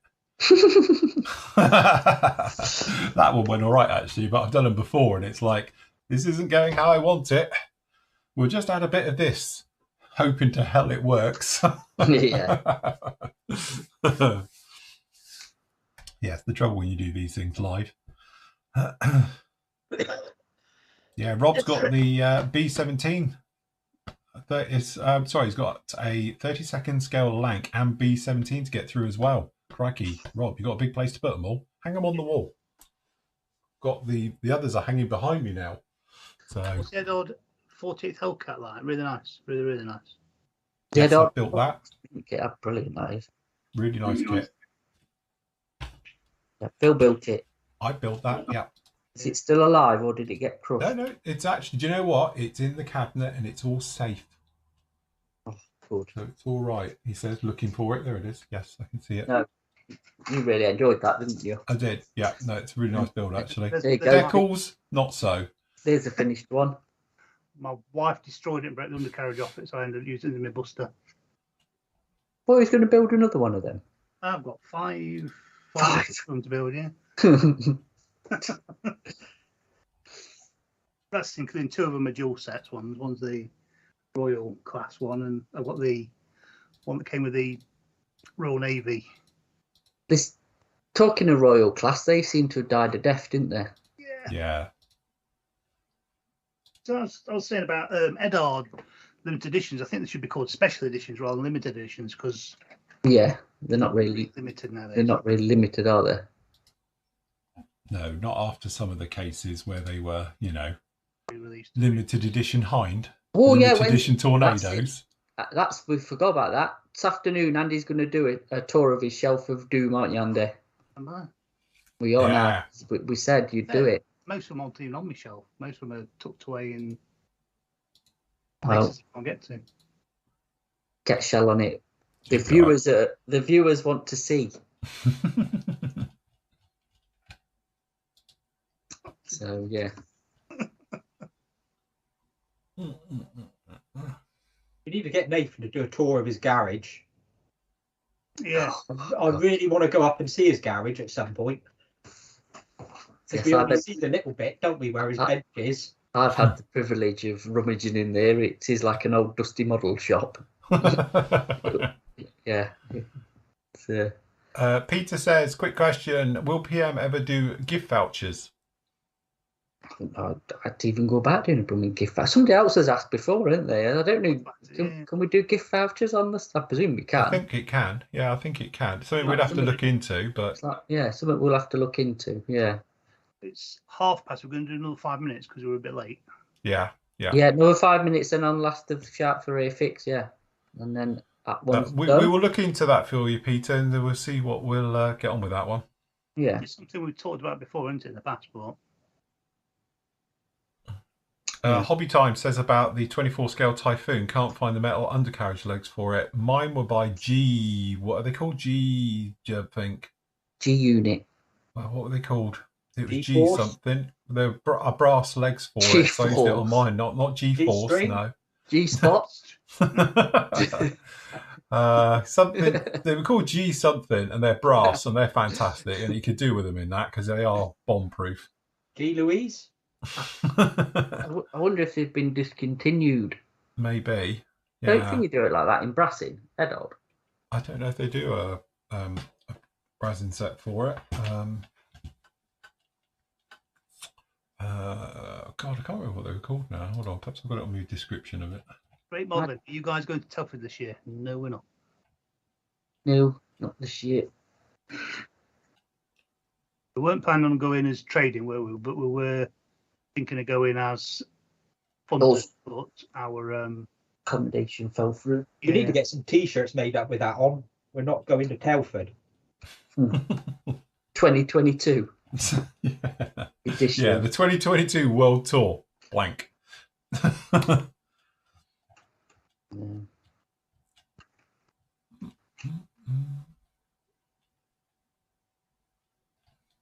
Yeah, we discussed it yesterday that it became a bit big as a company thing, didn't it, to do it? Yes, it's not a viable Amount of stock and stuff we have nowadays. It's hiring of vans and the people and accommodation and petrol and food and hiring of the tables. That was a fun build. Perhaps I should do that again to the Spitfire. Yeah. Rip another one apart. Yeah. Would you want to go through that pain? You could do that. It wasn't that bad. It wasn't that bad. My biggest problem was we put the motor in the engine, didn't we? And then it never worked. Yeah. Yeah, that was a bit of a pointless exercise, wasn't it? I still haven't got one of them in my stash. You could do the same with a Harrier. What, strip it back? Yeah, it's a strip it back. Version. Super detail, that lovely engine. That version went dead cheap, didn't it, at one time? Yeah, they were giving them away at shows. Hey, you look if you can find one now. What they're going for? I know. I think I paid about 40 quid for mine. 35 quid. I've got two 24 Fairfix kits. One's a 109 and the other one's a Mosquito. Which one did you pay? Oh, did you buy the Mosquito? Did I what? Did you buy the Mosquito or? I got it off Keith. Yeah, I know, but did you buy it off him or? Yeah, of course I bought it. This is Keith, you know. We don't give out away. Yeah, true, yeah. But he gave it me for a good price. To be fair, It's beer tokens to him, isn't it? Because at the time they was fetching stupid money when I got it off him, and he was very fair with me, as to say. He just converts it into either holidays or beer money. Yeah, God, look at that. That young lad. That young lad building that Typhoon. That young lad, that young whippersnapper. Yeah, the 109 I've got quite a bit of aftermarket in bits for to do that. It was called G Factor, so you were close, John. Not with G-Force. No, it's G Factor, but I don't know if they're still going now. I don't know. No. Somebody do a Google. For the satin coat, did Phil use an acrylic or a satin or an enamel for the clear coat? To be honest, clear coats between everything. I personally on this one have used acrylic this time, but I'm quite more than happy to use lacquers. I don't use enamels because it takes far too long to dry. Take too long to go off. So I avoid enamel paints, full stop, because also I weather with enamels. So I don't really want to be in that situation, putting down like especially an enamel clear coat, because otherwise it's not going to last against going up against it with weathering. Yeah, they're Mr. Hobby Scrapers, Paul. We had a batch in, and then obviously they sold out, and then they've not been back in since. So when they do come back into stock at a supply, we will get them in. And no, I don't need a Harrier. I'm not a real Harrier fan, if I'm honest. So wouldn't be something I'd be building. Really, John's a Harrier fan, isn't he? I'm a Harrier fan, but I wouldn't touch the Airfix big Harriers with a barge pole. You're not selling it, are you? None of you are. You're just not. Not at that price. 20% off a moment. You get a discount on it. What more do you want? Anyway, you owe me, you cheeky sod, for that cheap Stuka you sold at a mega profit you had off me. So. Right, okay, so a couple of quick questions in here. Do you think we might see a new 148 scale Jaguar or Lightning from Airfix anytime in the future? Well, I don't think you'll see a Lightning, because both of theirs are all right, actually. 72nd one's a really nice kit, and the 48th one's a really nice kit. Yeah. Jaguar, that's what I think is going to come down the line at some point.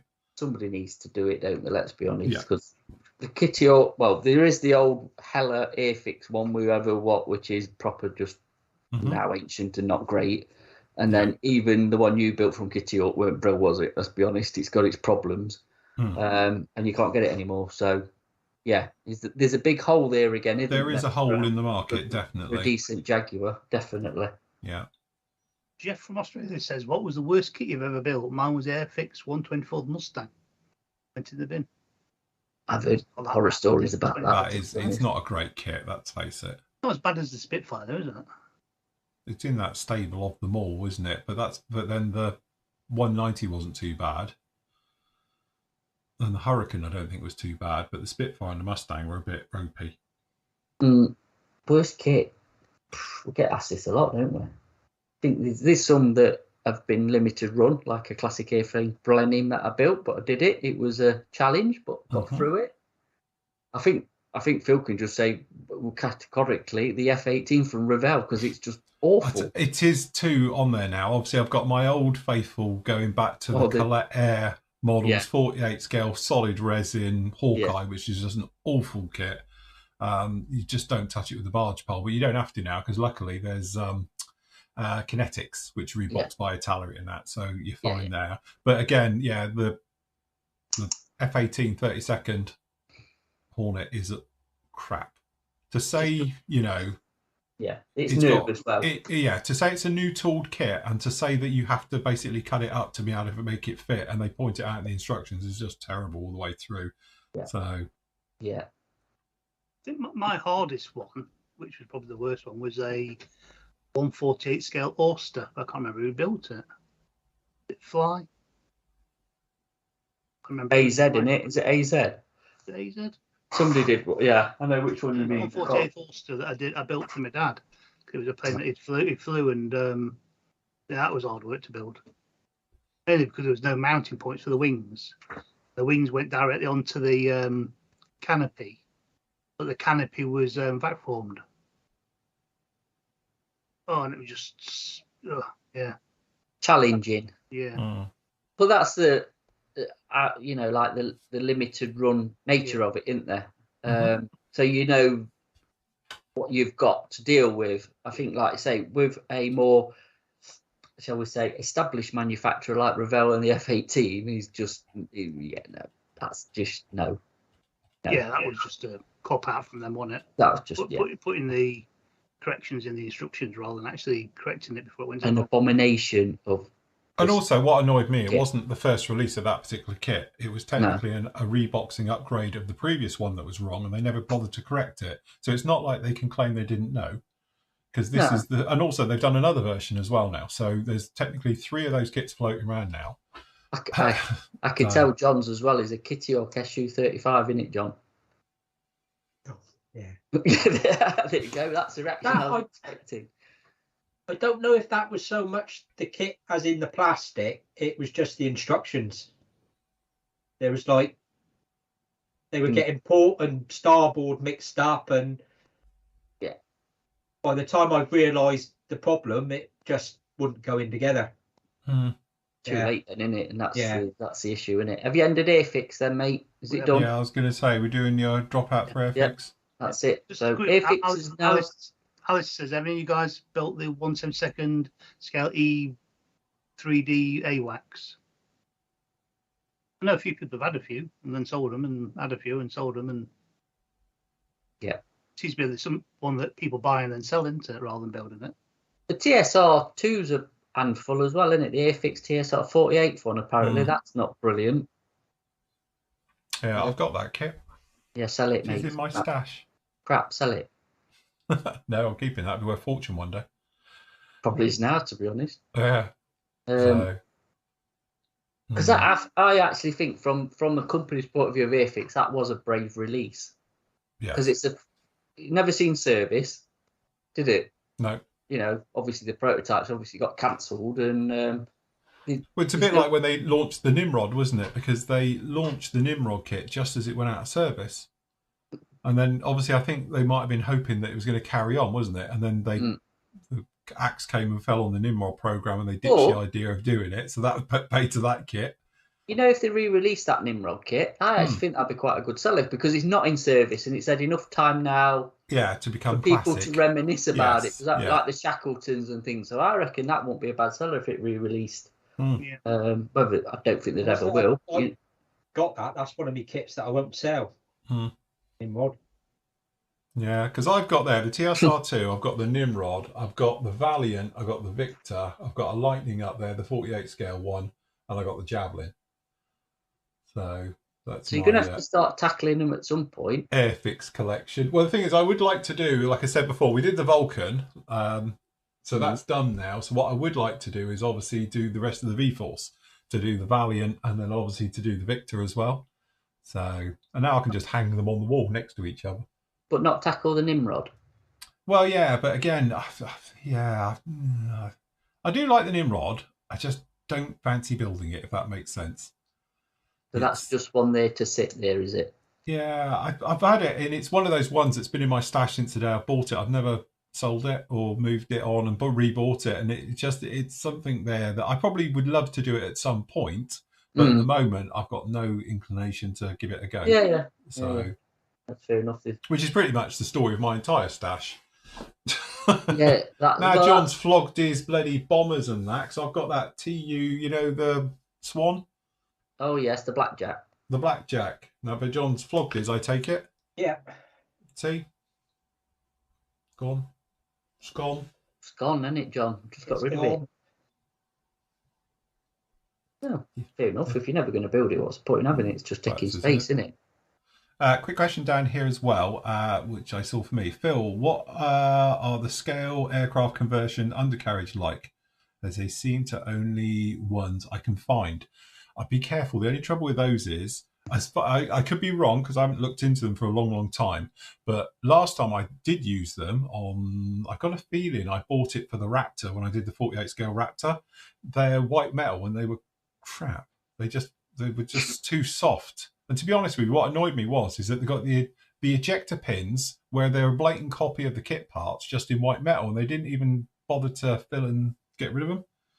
They might be better these days because I haven't looked at them for a long time, but the white metal they used to use used to be very soft. But you're talking over 10 years ago now since I've tried them, so I can't speak. They might have upgraded and been better. What was the other manufacturer? Obviously, there was that G-Force shop, whatever you said there was, but there was another one that was really good. Yeah, G-Factor were the ones that I used. G-Factor, it was the G-Factor ones, wasn't it? That was pretty good. Well, Christopher's put up in YouTube chat and says, I was very unfortunate to build several F-18 Rebel test shots. I begged them to not go into production, but the Chinese mold producers refused to make further adjustments without more funds. All right, well, there you go.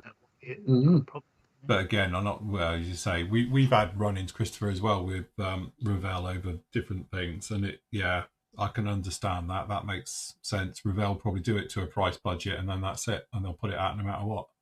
I would say it just came at the wrong time for Revell, full stop, didn't it? Because it's when we were going under, and all that selling and all that crap. But shame really. You've had run-ins with Revell, Phil? Mm-hmm. Have you? Not as funny as the time we saw him at Telford. You've never seen three blokes on a stand squirm so much as we walk up. Bless them. Yeah. The relief you're not going this year. Yeah, probably. So, yeah. So they get honest feedback. That's all I've said to them all. I always say it's nothing personal. I'm just saying how it is. You know, I won't sugarcoat it like other people will. Oh, I love your kits. They're so lovely. Thank you. It's overpriced and crap. It's nothing personal nowadays. It's got over that bit. Yes. Bless. Again, Revell's one of those strange companies because they release excellent kits and then they chuck out some dross and you think, why? Why would you do that? Surely you're harming your brand, you know? Because you've got some really good stuff. Let's face it. Yeah, I'll go through the list. Their F15E until recently was the definitive one. The 48 scale was a fantastic kit, no problem at all. The Raphael is a fantastic kit. Still better than the Hobby Boss one, and that one's like probably, 5 years later it came along, and all the rest of it. Really, really nice kits. And they've got some fantastic stuff that they've done to a price point, and it does work. And then they just either re-release something from the 70s, like why they're still kicking out that bloody Corsair, you know, I wouldn't mind if it's half decent kit, but it's not. And it's top money for it. That's the trouble. And like that Satin 5, that was just the funniest thing ever when that turned up. Matt sent it down to me and it comes in a box, which is like bloody massive. And you get into it and it's a bag like that with 4 bits of plastic, some awful sprues that look like toffee, chewed up toffee, and 3 sheets of A4 plastic card to bend it and make it yourself. 100 quid, please. It's like, really? How can you do that? That's, yeah. Because they cashed it in because it was the... It was the anniversary. And to be honest, I fell for it because we did it as a live build, didn't we, with the moon landing anniversary? Yeah. But yeah, oh dear. Awful. Yeah. Awful stuff. Is it still in one piece, Matt? Because last time I saw it, it was on the mezzanine. No, I reboxed it last time I was up there and it's in its box now. Oh, yeah, is that right? It's ready for him to take home next time. I couldn't fit it in the car. When I brought all the stuff back last time, I couldn't get it in the car, so I left it up there. So it was on top of the Nathan's Tornado. Yeah, wobbling in the wind. Every time you went up on the mezzanine, it was doing this.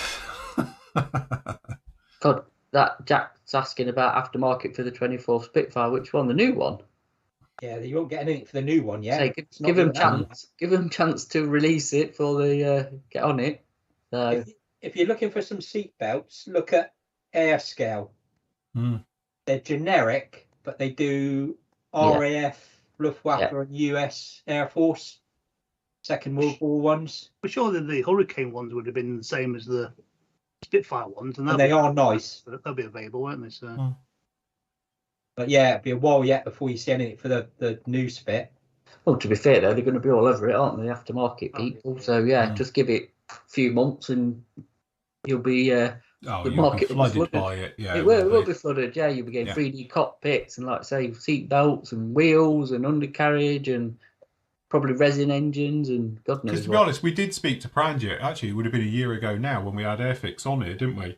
And like he was saying about aftermarket, because we were like, do the companies get sent kits and that before so they can work on the aftermarket? And as he pointed out, no, they don't. Not with them. They're not giving privy information before the kit release or anything else. But he did. You know, we were talking about some manufacturers do, probably Zvezda and Winter, for example, and they line them up to be released together. So. And he says, didn't know if there was stuff from older Mark 9s. This is the first Mark 9 in 24th scale, isn't it? Yeah. Yeah, it is. Yeah, because it was a 32nd, aren't they? Yeah.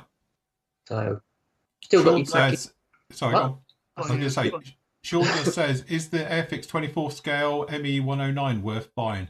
I haven't built that.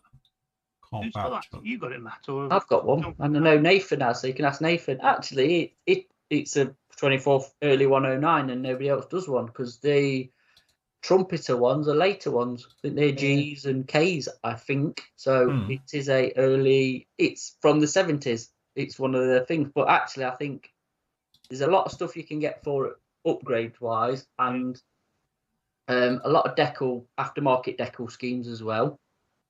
So it is what it is.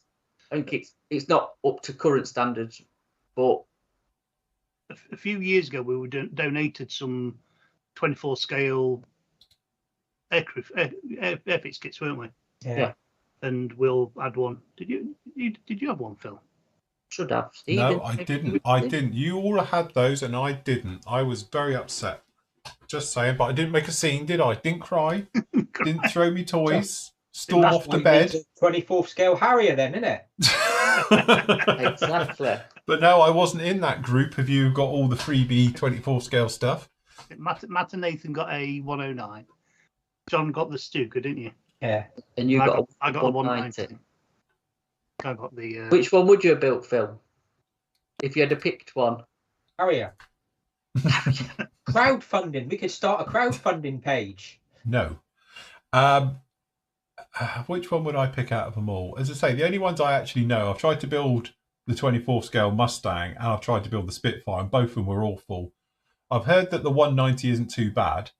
Oh, I've heard that's awful. Yeah, you have to do a lot of work on the engine to get it to fit right. You have to cut the. Oh. Yeah, it doesn't fit right on the engine. It's all right if you have it open. If you want anything closed, it doesn't fit right, apparently. But Oh, all right. So it looks like the Stuka then. I'd probably go at the Stuka. Right. No, it's not supposed to be like that either, to be honest with you. Steve Little's just asked, have we got any B-Wings in stock? Yes, we have. They're in Bandai. Yes. They're in Bandai. They're in there. Yep, we have. We have got B-Wings and ATATs and Y-Wings and they're still really good Rebel kits, aren't they? Little 1144 Star Wars Millennium Falcon. Yeah, we have got some. Scott says, if Airfix sent you a Harrier free, would you build it, Phil? Well, there's facts out for that. Don't take freebies, do you, Phil? Don't take freebies. All right, I did take the only freebie I've had out of them was a Vulcan. They did send me a Vulcan. That's only because to shut me up after begging them for like 20 years. They get fed up. You got the Spitfire with the Kit Kat. You got the Kit Kat Spitfire. Oh, I got the Kit Kat Spitfire. Yeah, I did get a Kit Kat Spitfire. I don't even know where that is. I'm looking for it. Where's that gone? Have you guys had that? No, we've not touched it. You were adamant you were keeping that because it got the Kit Kat in it. Well, it was. No, we ain't got that. Actually is. I'm looking around and I cannot physically see that kit. I don't know where it is. Perhaps we auctioned it on a... No, you didn't. You won't get rid of it. I don't know where that's gone. We have to look for that. Yeah. There's a couple of questions in here. Hold on, I just saw that one. Gary says, is anyone bringing out a new tool P47 Thunderbolt Razorback? The Tammy one is good, but we need a newer one. I think that's a really nice kit. That is a good kit. I don't know. Mini Art is probably where you go put your money, because I know they're bringing out the normal version, but hopefully we might see a Razorback out of that as well. We've got the Trumpeter 30-second ones in 25% off section. Yes. And also, if you really want one, there's the Kinetic big 24th scale one. Yeah, the giant one. Yes. The giant, which is, what was it? The original manufacturer of that? I can never remember what they were called. I Love Kit's predecessor, wasn't it? I've never seen one of those built. It must be an absolute monster. It's very basic. I did have it. I sold it, but it's very basic. There's no riveting on it. And in 24th scale, it does look a bit plain. It's massive. Vintage 5 Series. Thanks, Nigel. That was it. Vintage 5 Series, yes. So, Nigel said he weren't very happy with the 109 24th one. What? Because he had that 109, was it last year or year before, when he did all the... the Schmidt series or whatever you call. What was wrong with it? Why didn't you like the Airfix 109? Because I thought that's not a bad one out of a bad bunch at the time. Thing is, with anything, when you buy a kit like that, you've just got to be reasonable with it and think it's like a 50-year-old kit, in it. Don't look at it with today's standards. I think the best one of all of those old ones was the Hurricane and then the Stuka. The best ones out of them all. I think the Spitfire is that the worst one. Poor fit, lack of detail, loads of flash. Is that because you've got a later boxing of it? Because I always say, if you're getting like one of them older kits, you really want to try and get an earlier boxing, don't you? Because then the molds aren't knackered. So that's what I'm finding with this Stuka. There's flash, there's misalignment on the parts. That's where massive mold lines down them. Whereas if you've got There you the go. original box in, You ain't got that issue, have you? You Because haven't it's got new. that It's issue. the molds are new, and obviously you just said it was a new boxing. So the molds are shot, aren't they? They wear Yeah. out. So it's been That's released how many times? Christopher Groom says, I've been building hundreds of 1/87th scale military vehicles and armour this year. Local hobby store here in Where? Kaiser Slautern. Kaiserslautern. Kaiserslautern. Yeah. That's in Germany. Is it? Can't keep them on the shelves. I can't build them fast enough. That's good. You're enjoying it. 187th scale. Crikey. What manufacturers? That Yeah, who then? does that then? Are they? 87 one, I can't think. No. That They're not scale. Hmm. Pardon? I don't know. They're like 156 scale or something. I don't know. Yeah, there is a few scales in wargaming, but yeah. Somebody was just asking then, sorry it's popped up out of the way, but they did say about when I will be building the Tamiya 32nd F-15C.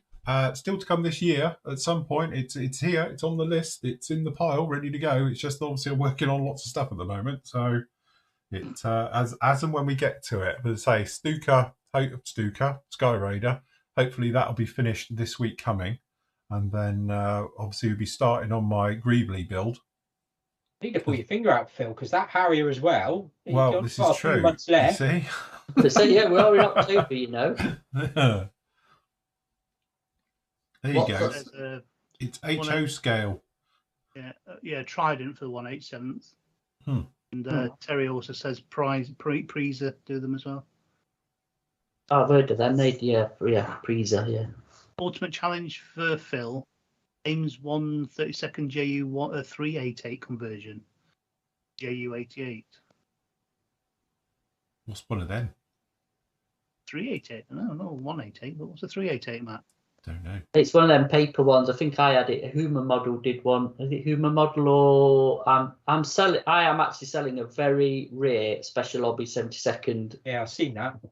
What is it? Is it the Junkers 388?